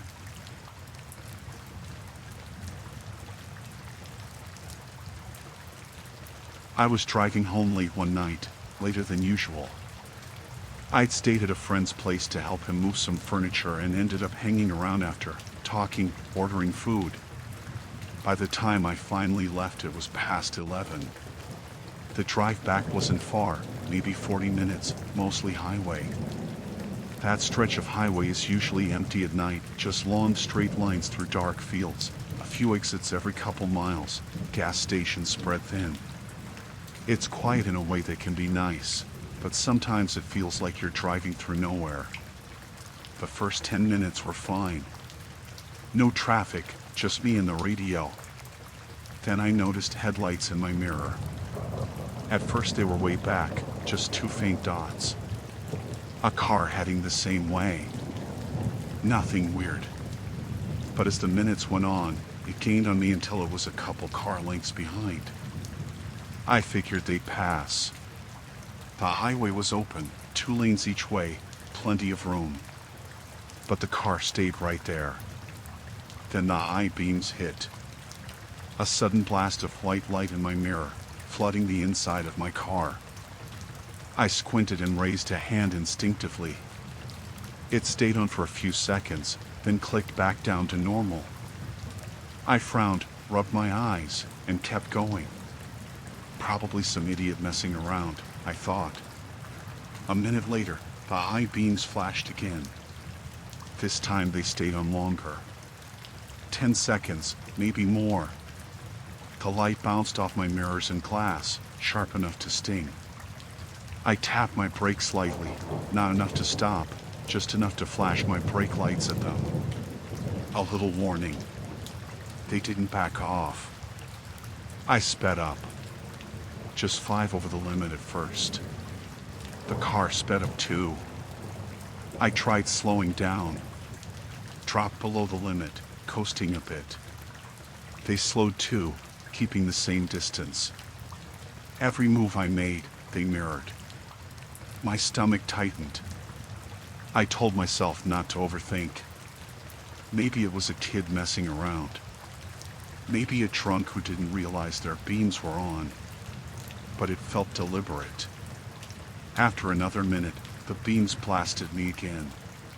Full on this time, no flicker, just glaring white light filling the car. My shoulders tensed so hard they hurt. I changed lanes suddenly, hoping they'd just go around. They didn't. They slid over behind me. The highway was still empty. No exits nearby, no gas stations. Just me, the road, and this car locked onto my bumper. I drove like that for miles, heart hammering, checking the mirror every few seconds. Each time I hoped they'd be gone, but the lights stayed fixed right there, sometimes flicking to high beams, sometimes dropping back. Finally, an exit came up. My neighborhood was 2 exits past it, but I had a decision to make. Do I take it and see if they follow? Or do I keep going and hope they drop off? At the last second, I swerved onto the ramp. The car followed. That was when my mouth went dry. The ramp curved, then split into 2 directions. I veered onto the side that looped back toward the highway, hoping to throw them. They followed. We merged back onto the same road, them still right there, beams flashing in rhythm now, 2 quick bursts, then off, then 2 again. Like they were signaling something. I felt trapped. My hands clenched on the wheel so hard my knuckles hurt. Finally, my exit came up. I hesitated. Part of me thought, don't go home. Don't let them know where you live. But the other part said, I just need to get inside, lock the door, and I'll be safe. I took the exit. They followed. The streets near my house are quieter than the highway, narrow, lined with trees, streetlights spread out. Every turn I made, they matched. I tried speeding, slowing, even a sudden brake. They never passed, never pulled away. By the time I turned onto my own street, my chest was tight, sweat rolling down my back. My driveway was dark, porch light off. I swung in fast, tires crunching on gravel. I killed the lights, hoping maybe they'd keep driving. They didn't. They pulled over across the street, right in front of my house. Engine running, headlights on. I froze in the driver's seat, staring at them through the windshield. The beams lit up the side of my yard, shadows stretching across the grass. Nobody got out. They just sat there, engine rumbling, lights aimed my way. My hands shook as I reached for my keys. I dropped them once, fumbled them up again. I sat there for what felt like forever, afraid to open the door, afraid to move. Finally, I grabbed my bag, shoved the door open, and sprinted to my front steps. My keys slipped again when I tried to unlock the door. They clattered against the wood, too loud in the quiet. I could hear the engine across the street, steady, like it was waiting. I got the key in, twisted, and slammed the door behind me. I locked it, bolted it, and leaned against it, breathing hard. Through the front curtains, I peeked out. The car was still there. Headlights cutting across my lawn. I watched for 10 minutes. Maybe more. Then, finally, it idled forward, rolling slow down the street. It didn't speed off, just eased away until the lights faded. I stayed by the window the rest of the night, checking every sound. The next morning, the gravel at the edge of my driveway had fresh tire marks, grooves pressed deep where they'd idled. I never saw that car again. But every time I drive at night and headlights come up behind me, my chest tightens, waiting for the flash of high beams.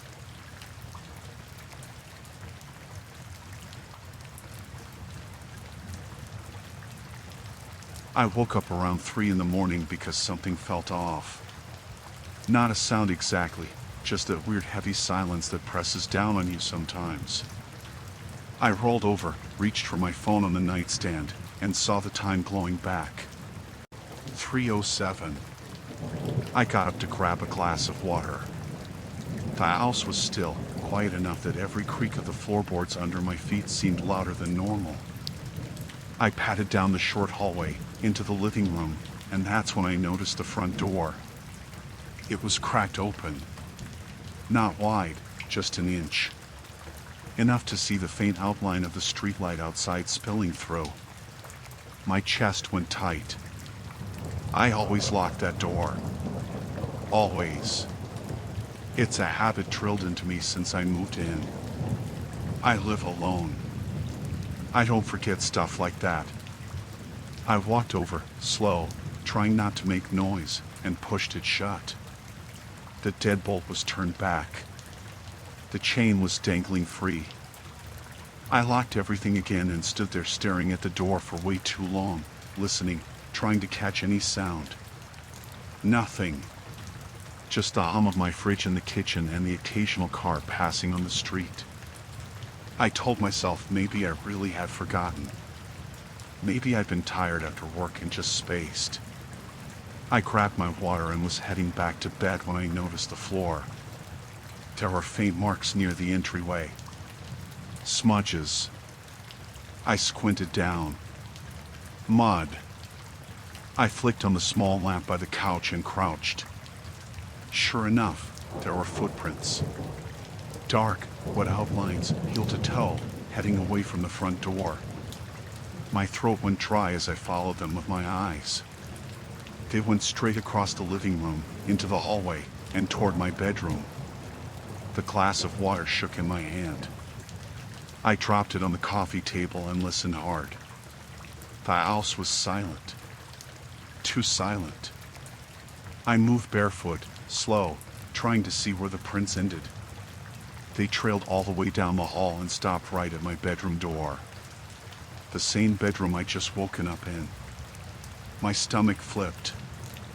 I stood frozen in the hallway, staring at the dark doorway I'd just come out of. I thought, did I dream that? Did I imagine getting up and walking out? Could I have tracked the mud myself? But the prints were bigger than my feet. Wider, longer. Definitely not mine. I felt exposed, standing there. Every sound in the house seemed amplified, the tick of the kitchen clock, the faint hum of the heater. I tried to breathe quietly, but my chest was so tight it felt like every inhale whistled through me. I grabbed the closest thing I could find, an umbrella by the coat rack, and inched back to my room. I flicked the light on fast, ready to swing. The room was empty. Bed messy from me getting out of it, closet closed, window shut. Nothing. But the print stopped right at the side of my bed. I scanned the whole room 3 times, heart hammering so hard my vision pulsed. Nobody was there.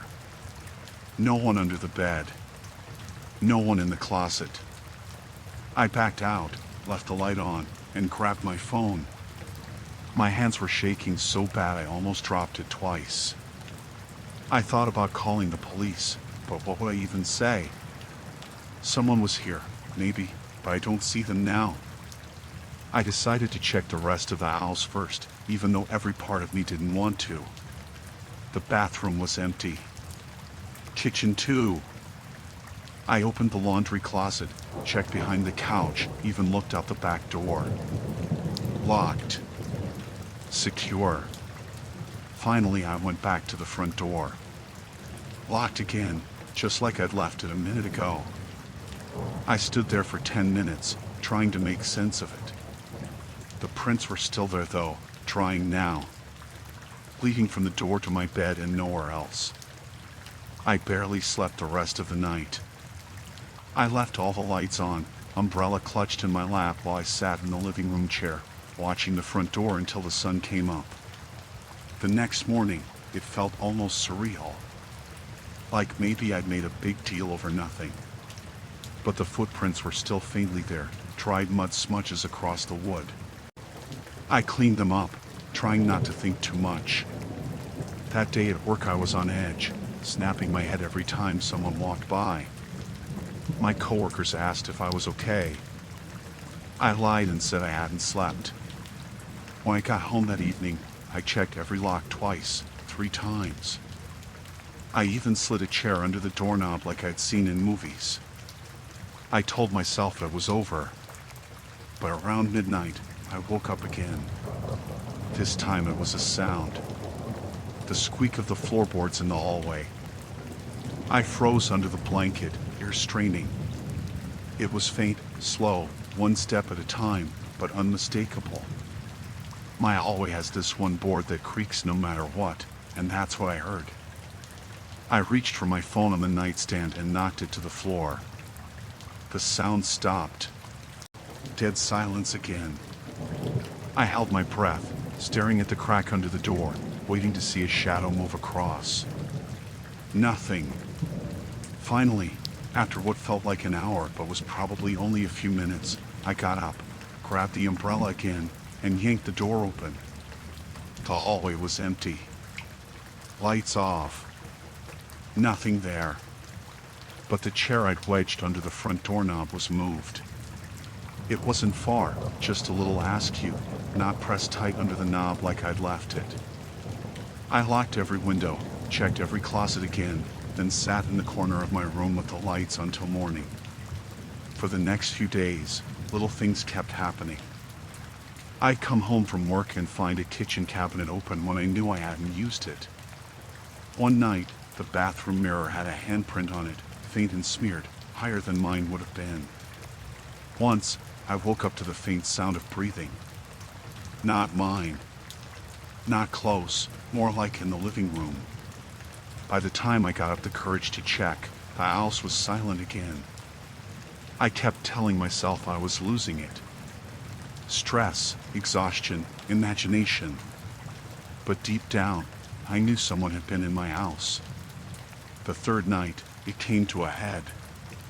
I was in bed, half asleep, when I heard the faint metallic click of the front door lock turning. I sat up, heart pounding. The sound came again, soft, slow, the unmistakable scrape of the deadbolt sliding back. I grabbed my phone, called 911 with shaking fingers, and whispered that someone was trying to get into my house. The operator told me to stay quiet, stay on the line, and wait for officers. I heard the door open. The hinges creaked just slightly. Then soft footsteps on the wood floor. I pressed myself into the corner of the room, clutching the umbrella, whispering to the dispatcher where I was. The steps came down the hallway. Slow. Paused outside my door. I could see a shadow under the crack, the faint outline of shoes. My chest felt like it was going to burst. I was trying not to breathe too loud, gripping the phone so tight it squeaked. Then, after a long silence, the shadow moved away. The steps retreated, softer this time. The front door clicked again. By the time the police arrived, the house was empty. They searched everything, top to bottom, even the attic. Nothing. No one. They told me maybe I'd imagined it. Maybe it was a neighbor or the wind or whatever excuse they give when there's nothing concrete. But the footprints had been real. The chair had been moved. And I'd heard the lock turn with my own ears. I changed the locks the next day. Bought cameras. Put bars on the windows. Whoever had been coming into my house never came back after that. But every night since, before I go to bed, I check the front door 3, 4, 5 times. And sometimes I still wake up at 3:07, staring into the dark, convinced I'll see muddy prints leading down the hallway again.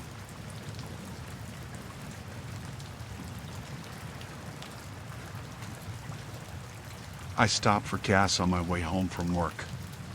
It was just after midnight, middle of the week. The kind of night where the roads are so empty it feels like the world is asleep except for you. The station was one of those older ones, only 2 pumps working, and the lights above the lot were buzzing. I remember because it was so quiet I could hear the faint electric hum while I filled up. I swiped my card, put the nozzle in, and leaned against the car while it clicked away. I was scrolling on my phone when I noticed a guy walking across the lot. He wasn't coming from a car. He just kind of appeared from the dark edge near the dumpsters, hoodie pulled up, head down. At first I thought maybe he worked there, but he didn't go inside. He just started pacing. I tried not to stare, but every time I glanced up from my phone, he seemed to be looking my way. Not directly at me, more like sideways, but enough that I noticed. I finished pumping, capped the tank, and got back in the driver's seat.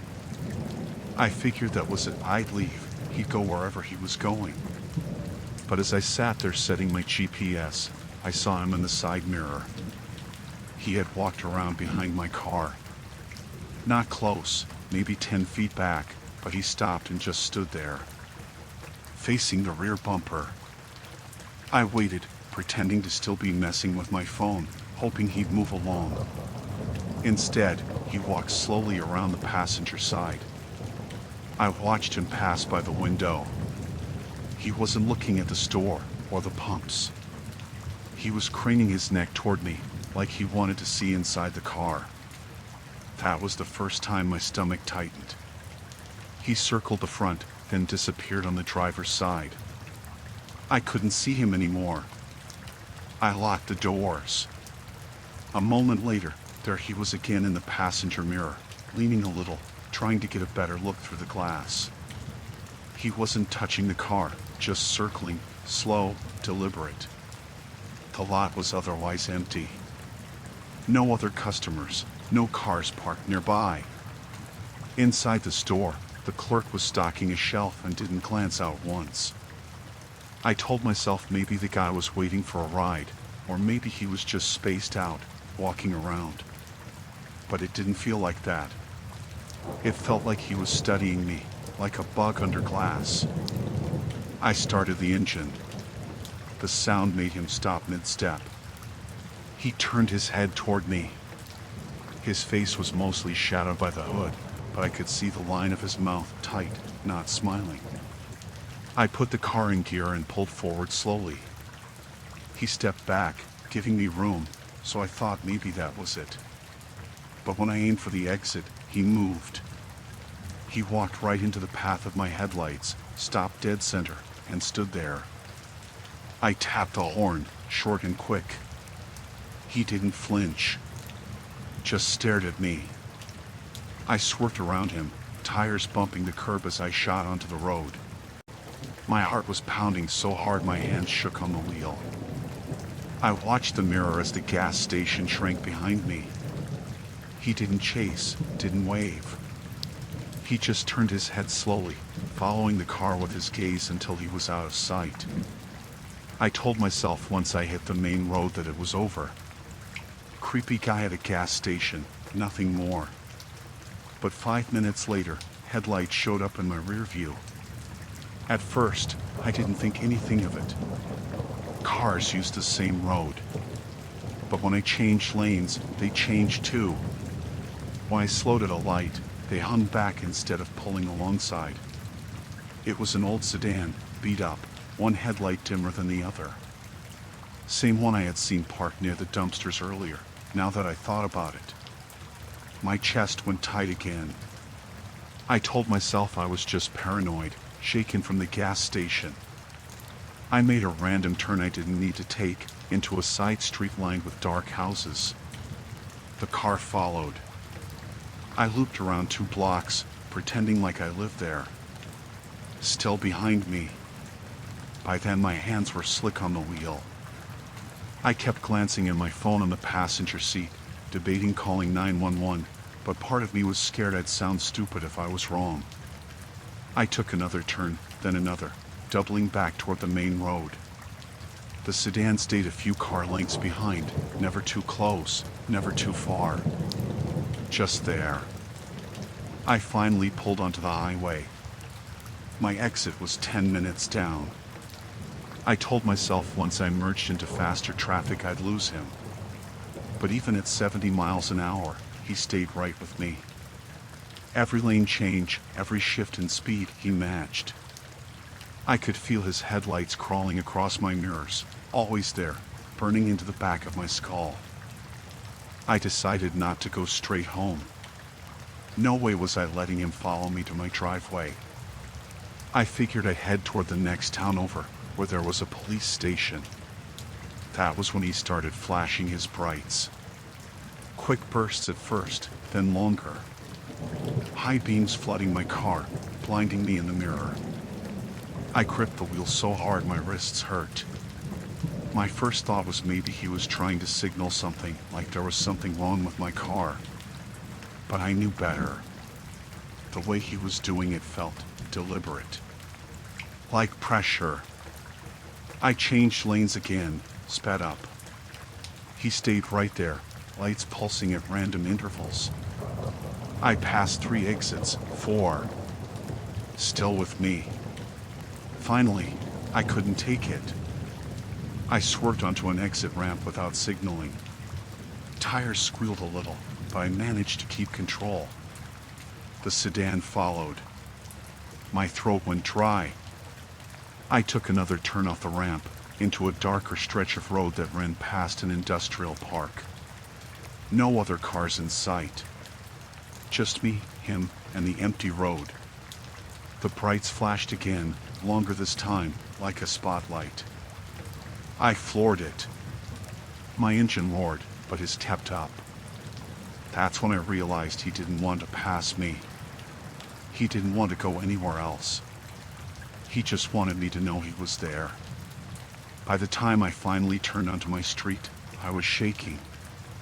I hadn't meant to. My brain was screaming at me not to go home, but I panicked, thinking maybe I could just pull in fast and run inside before he reacted. I pulled into the driveway, headlights splashing across my garage. I fumbled for my keys, eyes darting to the rear view. He didn't pull in. He stopped across the street. Engine running, lights on. Just sat there. I froze with my hand on the door handle. If I got out, I'd be exposed. But staying in the car felt worse. I dialed 911 with trembling hands. I whispered that someone had been following me from the gas station, that they were outside my house right now. The dispatcher told me to stay in the car, doors locked, until officers arrived. I sat there, every second stretching forever, staring at the sedan across the street. The driver never got out. Never moved. Just idled, brights washing over the asphalt. Finally, red and blue lights appeared at the end of the block. The second they turned the corner, the sedan peeled off. Tires squealed, engine roaring as it sped away into the dark. The cops searched the area but didn't find him. They took my statement, said it was probably just some drunk messing with me, told me to be careful. But I know what I saw at that gas station. The way he studied me, circled my car like he was picking apart an animal in a cage. The way he made sure I knew he was still there, every mile of that drive. I didn't sleep at all that night. Just sat in the living room with the lights on, listening for an engine outside.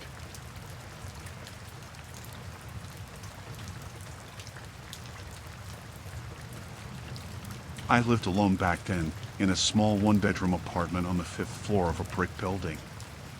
It wasn't fancy, but it was decent enough, cheap rent, thin walls, an elevator that worked most of the time. My windows looked out over the back alley where the dumpsters were. One night I was up late watching TV. It must have been around midnight, maybe a little after. I had the lights low, just a lamp on, and I was half asleep on the couch. That's when I heard this sound. It was a knock. Not on the door. On the window. At first I thought I'd imagined it. It was faint, like the sound of a fingertip tapping glass. Then it came again, 2 soft raps, spaced out. I froze. My couch was only a few feet from the window, so I just sat there staring at the blinds. I told myself maybe it was something outside, a branch, a bird, something stupid like that. But the alley didn't have trees. And I was 5 floors up. I stood, walked over slowly, and pulled the blinds apart with 2 fingers. The alley was empty. Just the dumpster, some trash bags stacked against the wall, a single light flickering over the back door of the building across the way. Nobody was there. I shut the blinds again, locked the window even though it was already locked, and went back to the couch. I left the TV on louder than before, just for the noise. The next morning I was heading out for work. When I opened the window to get some air, I noticed something caught between the screen and the glass. A small piece of paper, crumpled up.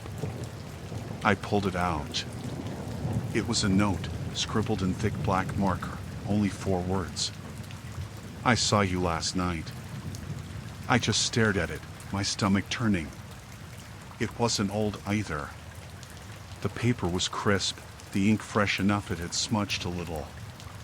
Someone had put it there overnight. I kept looking up and down the alley, trying to figure out how. The windows below mine had bars. The fire escape was on the other side of the building. The only way to reach my window was to climb the brick wall or use a ladder. I folded the note and shoved it in my pocket, then left for work without opening my blinds. That day dragged. I couldn't focus on anything. The words kept running through my head. I saw you last night. When I got back that evening, I checked the whole apartment. Closet, under the bed, even the cabinets like a paranoid idiot. Nothing was out of place. Still, I couldn't relax. Every creak in the walls, every pipe groaning, I jumped. I told myself maybe it was a prank. Maybe some kids in the building messing around. I tried to believe that, but it didn't feel right. Kids don't climb 5 stories to tape a note to your window.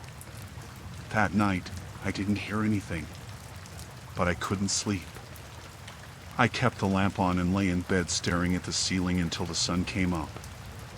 A couple nights later, it happened again. I was brushing my teeth when I heard it 3 slow knocks on the window. I froze with the toothbrush still in my mouth. My bathroom didn't face the alley, but I could hear it through the wall. I spit, rinsed, grabbed a kitchen knife without even thinking, and walked toward the living room. The knocks stopped. I waited a long time before I opened the blinds a crack. Nothing. Same empty alley. Same flickering light across the way. But this time, when I looked closer, I saw something near the dumpster. A pack of cigarettes, lying on the ground, brand new, still wrapped. And next to it, a crushed soda can, like someone had been sitting out there for a while. Over the next week, it kept happening. Not every night, but often enough that I started dreading sundown. The knocks were never loud, always soft, always spaced out. Sometimes 2 in a row. Sometimes 3. I stopped looking out the window. I figured that's what they wanted. Whoever it was, they wanted me to look. I thought about telling the landlord, but what could I even say? Someone keeps knocking on my window even though I'm 5 floors up. He'd tell me I was imagining things. So I just lived with it. I barely slept. My stomach was constantly in knots. I'd catch myself staring at the blinds, waiting, listening. Then one night, I woke up around 3 a.m. to use the bathroom. As I passed the living room, I noticed the blinds weren't shut all the way. A small gap had been pulled open, like someone had pinched them apart with their fingers. I hadn't done that. My chest went cold. I crept closer, holding my breath. Through the gap, I could see the alley below. And that's when I realized someone had moved the dumpster. It was pushed directly underneath my window now. I didn't sleep at all that night. I sat in the corner with the kitchen knife, eyes glued to the blinds until daylight. The first thing I did in the morning was call a hardware store and have bars installed on the window. The guy came out that afternoon. He didn't ask questions, just drilled the metal in and left. For the first time in weeks, I felt like I could breathe. That night, no knocks. The night after, nothing. By the third night, I was finally starting to relax. Then I woke up to the sound of my phone buzzing on the nightstand. It was a text from an unknown number. No name, just a local area code. It said, "Bars won't stop me." I reported it to the police the next day. I showed them the note, the text. They wrote up a report but didn't seem too concerned. The officer told me to block the number and call 911 if I saw anyone outside. That was it.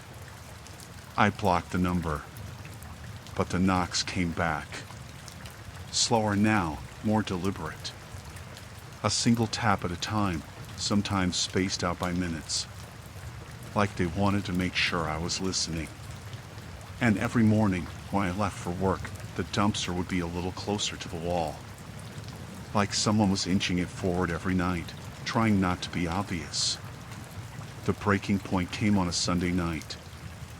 I was on the couch again, lights off, pretending to be asleep so maybe whoever it was would get bored and leave. Around 1 in the morning, I heard the scrape of metal on concrete. I peeked out the blinds just enough to see. The dumpster was pressed directly against the wall now, perfectly lined up with my window. And standing on top of it was a man. His hood was up, face shadowed, but I could see the outline of him clear as day. He was crouched low, staring at the bars like he was sizing them up. My heart slammed so hard I thought it would burst. I grabbed my phone and dialed 911 with shaking hands. As soon as I whispered what was happening, the man froze. He turned his head toward the glass, toward me. Even though I was only peeking through a sliver of blinds, somehow he knew. He leaned closer until his face nearly touched the bars. For a second, I thought he was going to speak. Then he climbed down, fast, and disappeared into the alley. The cops showed up 15 minutes later. They searched, found nothing. Told me again to call if it happened again. I didn't stay much longer after that. I broke my lease and moved in with a friend across town until I could find a new place. When I came back to pack, I noticed the dumpster had been dragged back to its original spot. Like nothing ever happened. But I still have that note. The first one. Crumpled, the ink a little smudged. I saw you last night.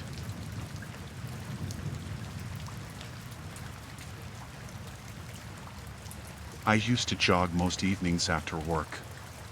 Nothing intense, just a couple of miles around a park near my apartment.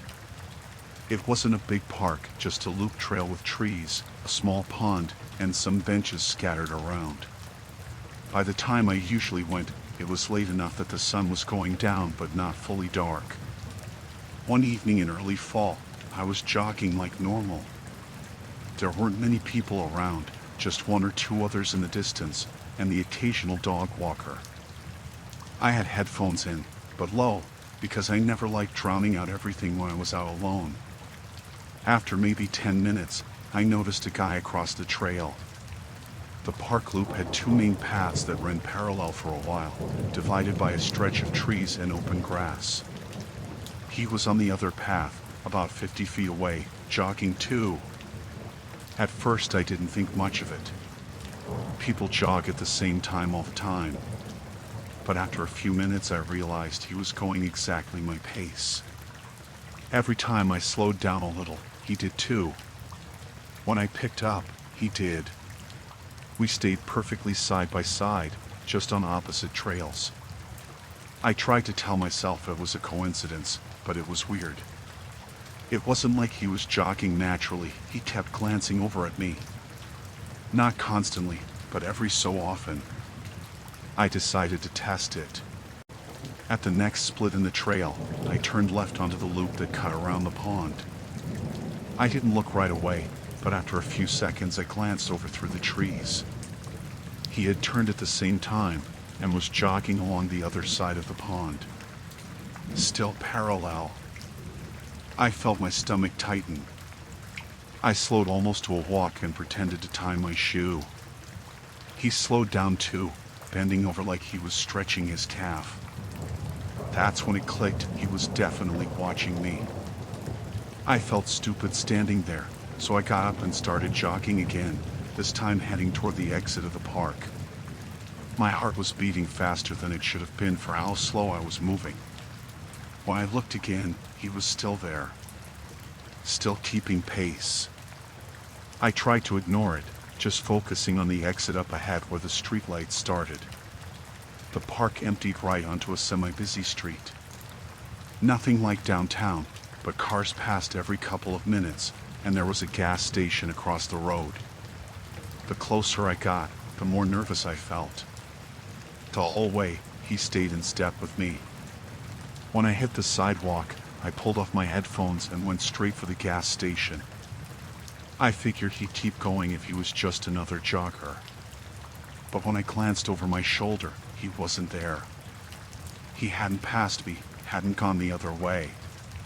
He was just gone. Inside the gas station, I wandered around for a few minutes, pretending to look at snacks I didn't want.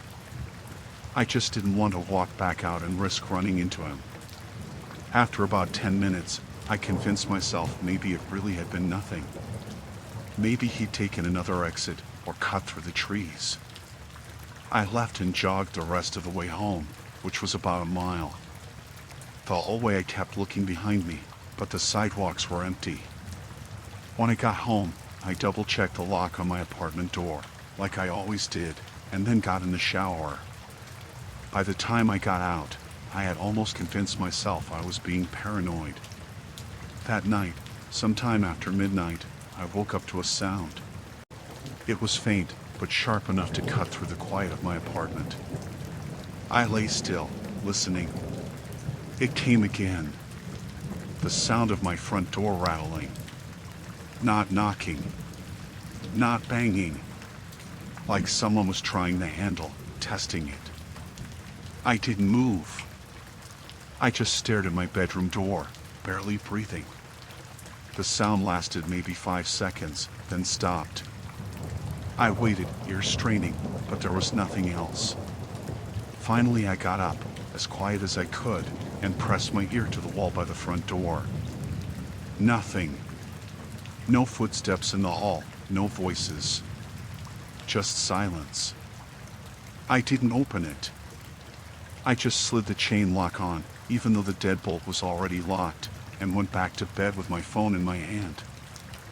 I barely slept the rest of the night. The next day, I told myself maybe it had been a neighbor. People mix up doors sometimes, especially if they're drunk. But when I left for work, I checked the hallway. There were faint smudges around my doorknob, like greasy fingerprints. That wasn't normal. For the next week, I kept my runs earlier, while it was still light out. I didn't see the guy again. I thought maybe it was over. Then one night, I was coming back from the grocery store. My arms were full of bags, and as I walked into my building, I saw someone standing at the end of the hall near the stairwell. It was the same man. He wasn't doing anything, just leaning against the wall, looking down at his phone. But when I walked past, I could feel his eyes flick up and follow me. I hurried to my apartment, unlocked the door, and shut it fast behind me. I pressed my eye to the peephole. He was standing right in front of my door now. I stepped back, my whole body buzzing with panic. He didn't knock, didn't say anything. He just stood there for what felt like forever. Then he walked away. I called my landlord the next morning and asked about him. I described the guy in mid-30s maybe, short dark hair, kind of lanky. The landlord said no one by that description lived in the building. That made it worse. Over the next few days, I started noticing little things. Once, when I came home from work, the rug in front of my door was crooked, like it had been moved.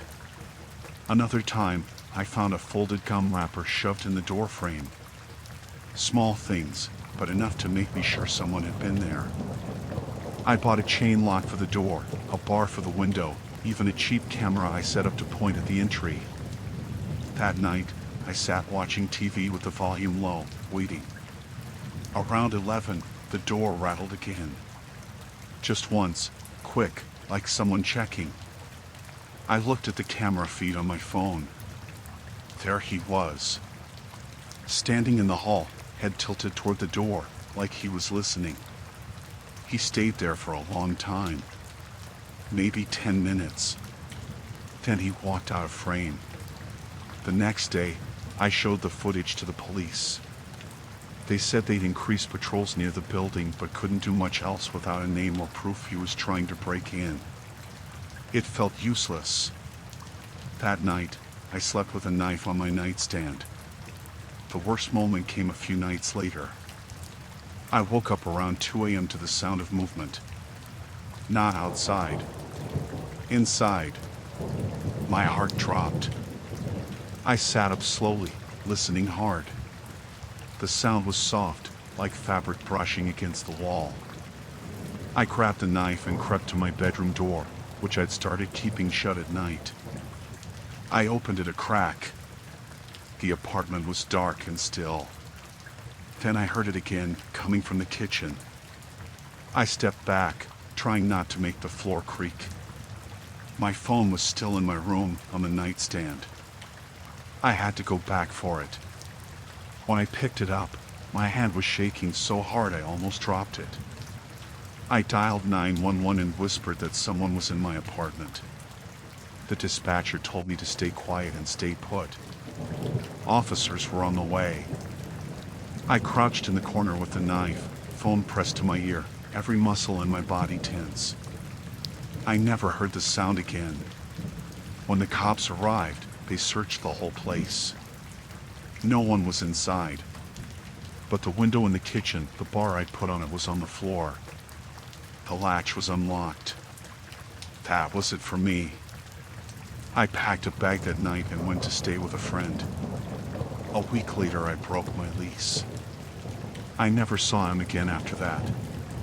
But I still think about how he matched my pace in the park, how he stood outside my door, how the bar on my window didn't matter. And I wonder how long he'd been inside before I woke up.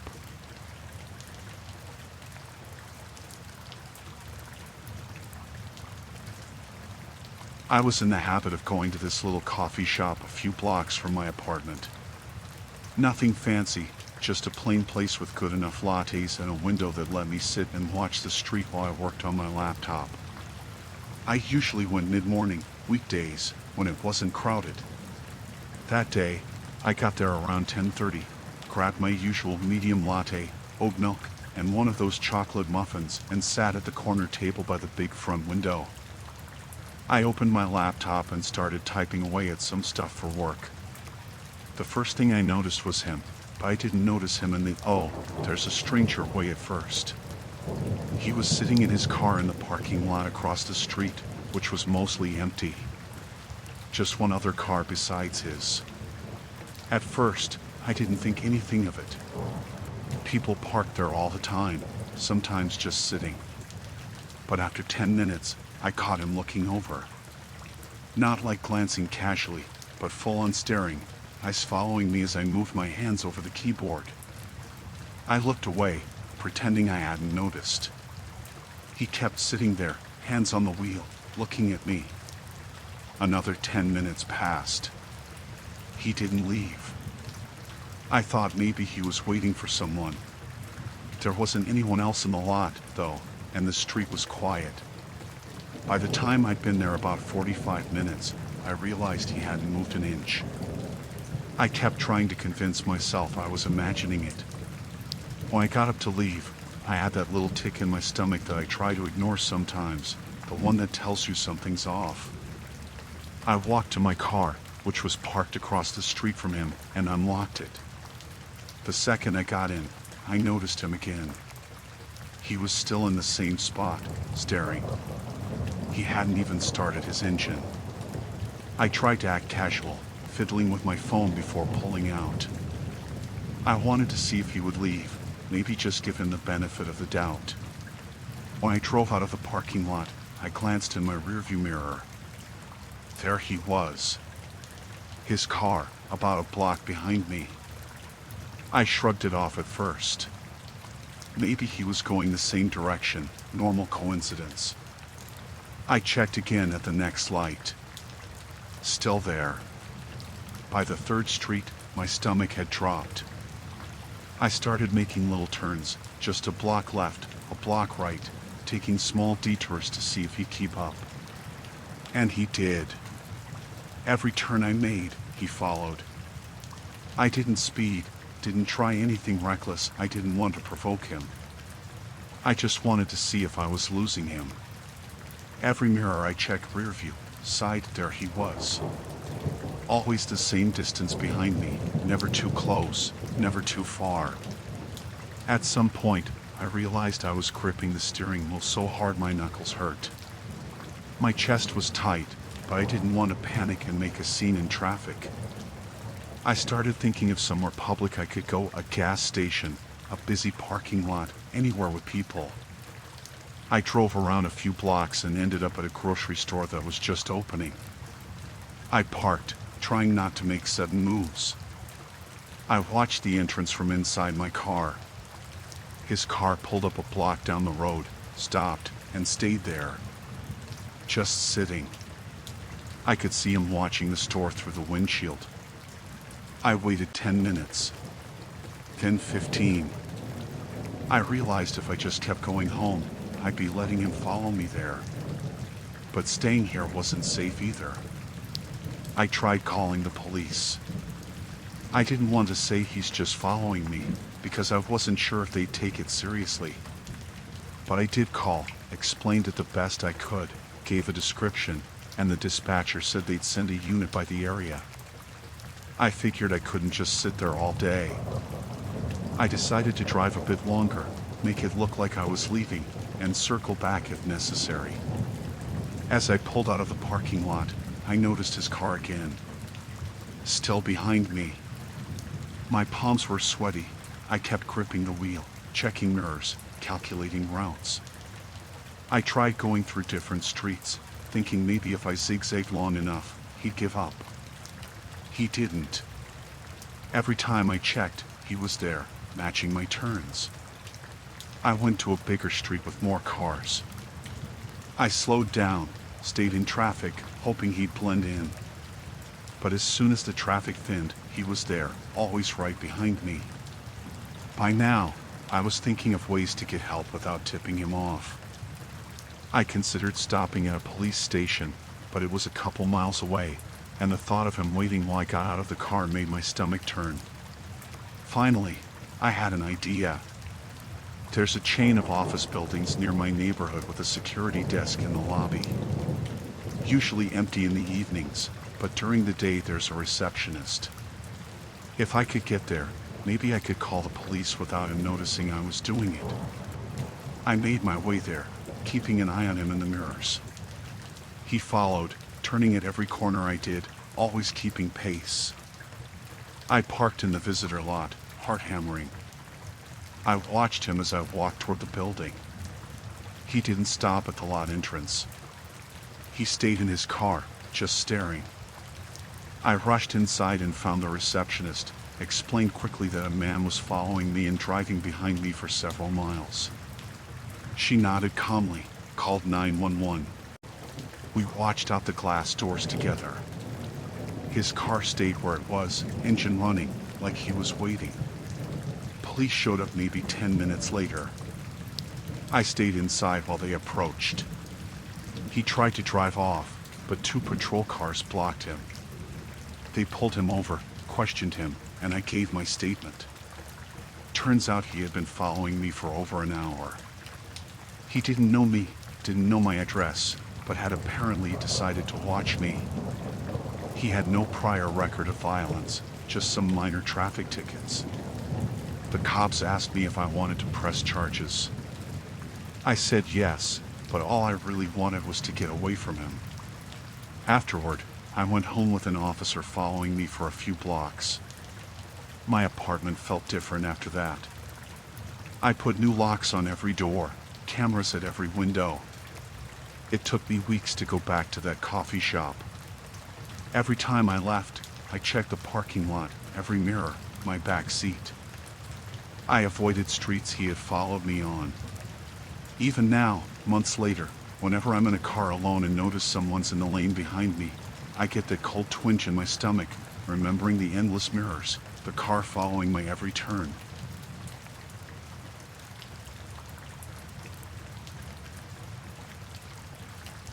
I got home from work around 6:30, like I always did, tired and thinking about dinner. My apartment's on the ground floor, so when I walked up the short path from the parking lot, I noticed the backyard lights were on. I live alone. I never leave them on.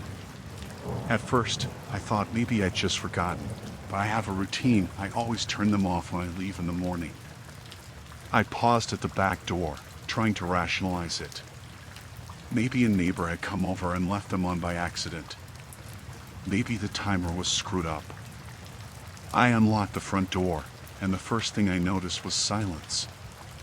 Not the normal kind of empty apartment silence, the kind that feels like someone's holding their breath. I could hear the fridge humming, the faint rattle of the pipes, but it all felt off, like the apartment had been waiting for me. I walked through the living room toward the back sliding door. The lights outside were still on. I stopped dead when I saw the chair on the patio. Someone had left a backpack there. I don't know why my brain didn't scream louder at that moment. The backpack was zipped open. A single pair of gloves was inside, neatly folded. Black gloves. Work gloves, like the kind you get at a hardware store. I stepped closer, but I didn't touch it. My hands were shaking a little, and my heart felt like it had dropped down into my stomach. I went inside, checked the locks on every door. Locked. Deadbolts secure. Windows closed. Nothing else seemed out of place. I tried to convince myself that maybe a delivery person had left something like a weird, misplaced package. But who leaves just gloves in a backpack? I called the police. I don't usually call the cops for stuff like this, but this was too weird. They asked me to stay on the line while they dispatched someone. I walked around the apartment slowly, checking corners, checking behind doors, just in case. While I waited, I sat on the couch and tried to breathe. I kept glancing at the sliding door. The lights outside were harsh in the twilight. They made every shadow longer, sharper, and I could swear I kept seeing movement at the edges of my vision. Nothing was there. The officer showed up maybe 10 minutes later. I stayed behind the front door while he checked the patio. He touched the backpack, lifted it, looked inside. I could see his eyes narrow when he saw the gloves. He asked if I knew anyone who might have done this. I said no.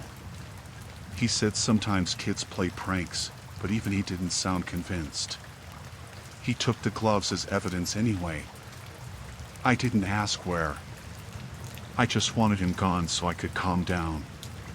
After the officer left, I tried to relax. I made dinner. Tried to turn on the TV. But I kept hearing the backyard lights hum, their wires making a low buzzing sound that felt loud in the apartment's silence. I couldn't get over the feeling that someone had been there. Someone had been close enough to touch my patio, to leave something for me. I didn't sleep well that night. Every creak of the building made me jump. Every car that drove by outside made me sit straight in bed. The next day, I avoided the patio. I didn't go out there at all. I kept the blinds closed. I considered moving the backpack just to see if there were fingerprints, but I didn't. I wanted nothing to do with it. Work was hard to focus on. Every little noise in the office felt like it could be someone following me, watching me, waiting for me to go home again. My coworkers noticed I was off. I said I wasn't feeling well. By the third day, I tried to rationalize. Maybe it was just some weird prank. Maybe someone had been walking by and dropped something. Maybe it wasn't meant to scare me. Maybe it was nothing. That afternoon, I got a text from an unknown number. Just one line. "Did you see me?" I froze. My hands were on the keyboard, but I couldn't type. I didn't respond. I didn't call anyone. I just sat there, staring at the message. I went home early that day. The backyard lights were off, thankfully, but I kept looking at the chair. No backpack. No gloves. Just the empty chair. I didn't touch the chair. I left it alone and went inside, double-checked the locks, and tried to breathe.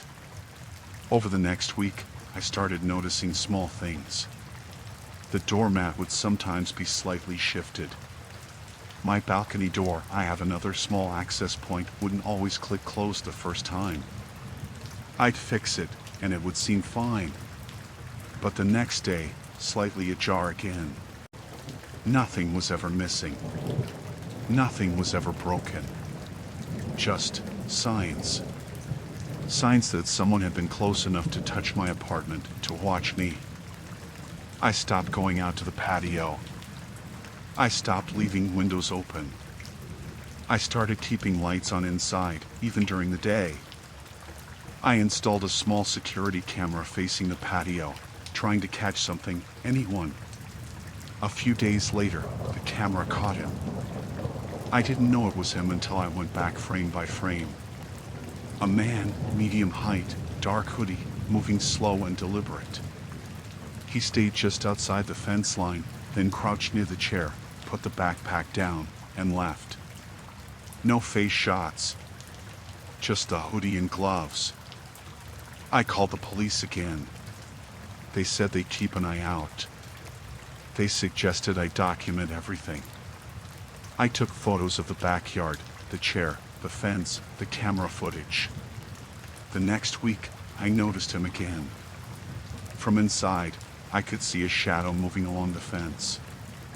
I froze, heart pounding, as he lingered there for a long moment before disappearing around the corner.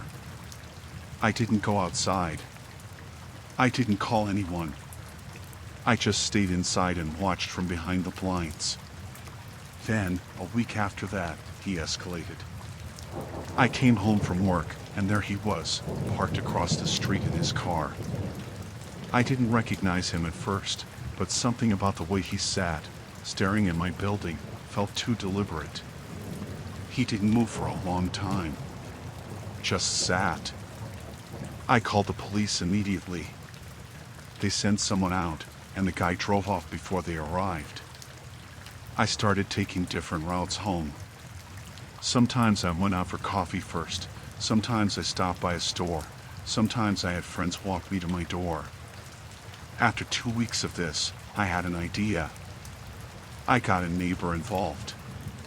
One of the guys in the building across the lot agreed to keep an eye out and call if anything looked weird. I installed motion-sensitive lights around the back and an alarm sensor on the sliding door. It was a lot, and it felt paranoid, but I didn't care. I wanted to be ready. A few days later, it finally ended. I came home, the street empty. The backpack never returned. The gloves never returned. He never came near again. I don't know why he stopped. Maybe he lost interest.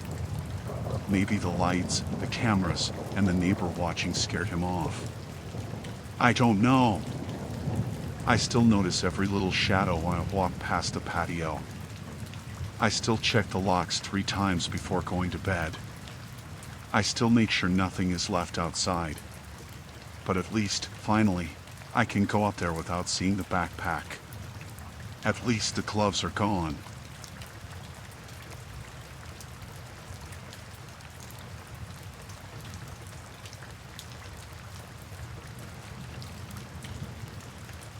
I pulled off the forest road just before sunset, spotting a turnout big enough for my van and my dog, Milo, to stretch out.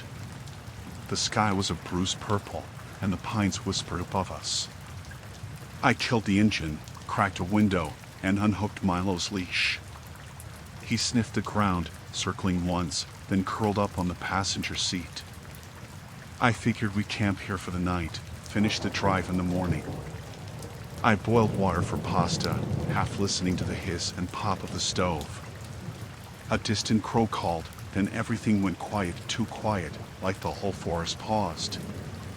I peered out the windshield. No Alcard, no headlights, just mossy trunks fading into dusk. I shrugged at myself for worrying, ate my noodles, and rinsed the pot in the vented water tub I keep by the door.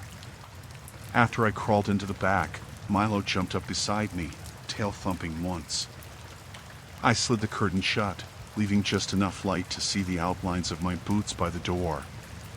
The air smelled of pine sap and cold earth. I left a vent cracked and turned on a small fan. It whirred softly, a constant reminder I wasn't anywhere fancy. I was half asleep when I heard it, a soft snap, like someone cracking their knuckles, but tense. I thought Milo might have bumped the pipe or something. Then another snap, closer. My eyes flew open. Milo's ears stood up. He crawled low in his throat, a rumble that didn't fit his usual calm. I thought maybe a branch fell or an animal passed along the roof. I lay still and listened. The fan's hum filled my head, but beneath it, I heard faint footsteps crunching on gravel. Not deer, those are softer, more erratic. These were even steps, deliberate, pacing out a short path by the driver's side. My heart beat up in my throat. Milo crawled again, louder, head pressed against the curtain. I reached over and patted his side. He stayed tense, eyes fixed on the window. I didn't move to peek. Instead, I counted breaths, mine in, mine out, trying to stay calm. After 30 seconds, the crunching stopped. I waited another minute. No more snaps. No more steps. I closed my eyes, telling myself it was nothing.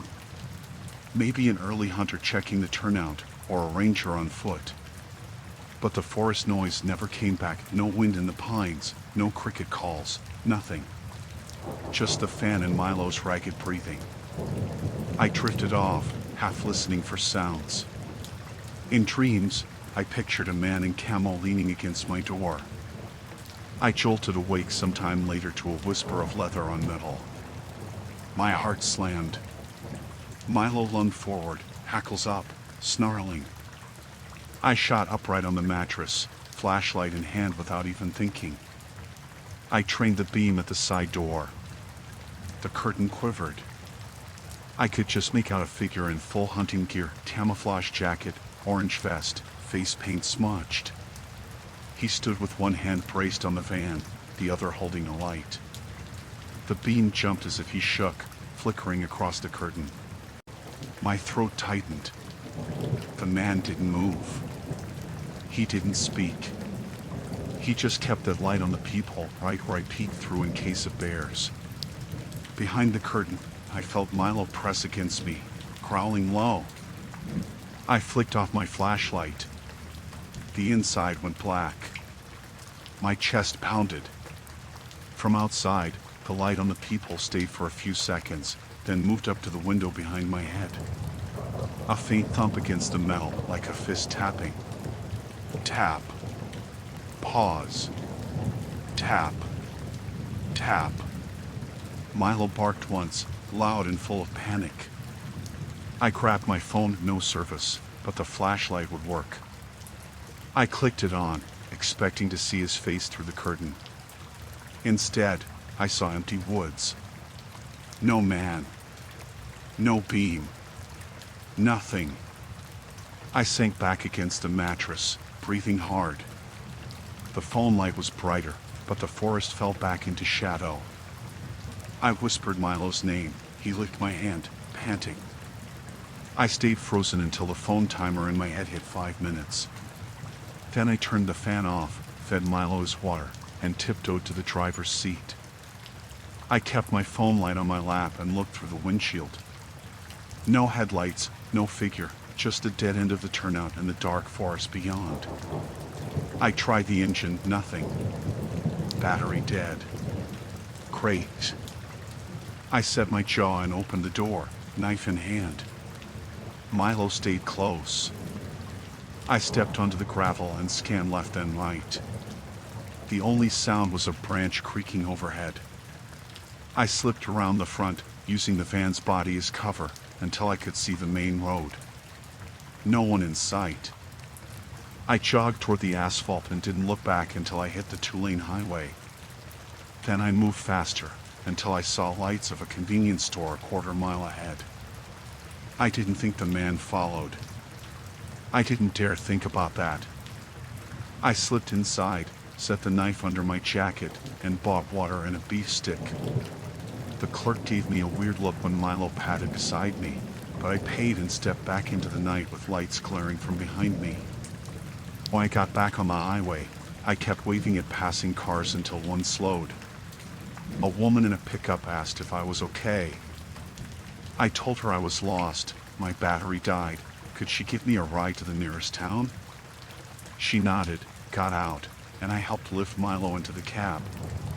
I tossed my pack in the bed and climbed in, closing the door hard. We drove off. I kept looking out the rear window at the turnout, expecting to see a torch or a silhouette, but there was nothing. Just trees, silent and still. I slept at a motel that night, doors locked, lights on, Milo on the bed beside me. I checked the mirror over and over, waited until daylight. In the morning, we hit the road and didn't stop again until I was back home. I never went back to that forest. And every night now, when Milo's snoring next to me, I double-check my locks, my windows, and the people, even though I moved 1,000 miles away.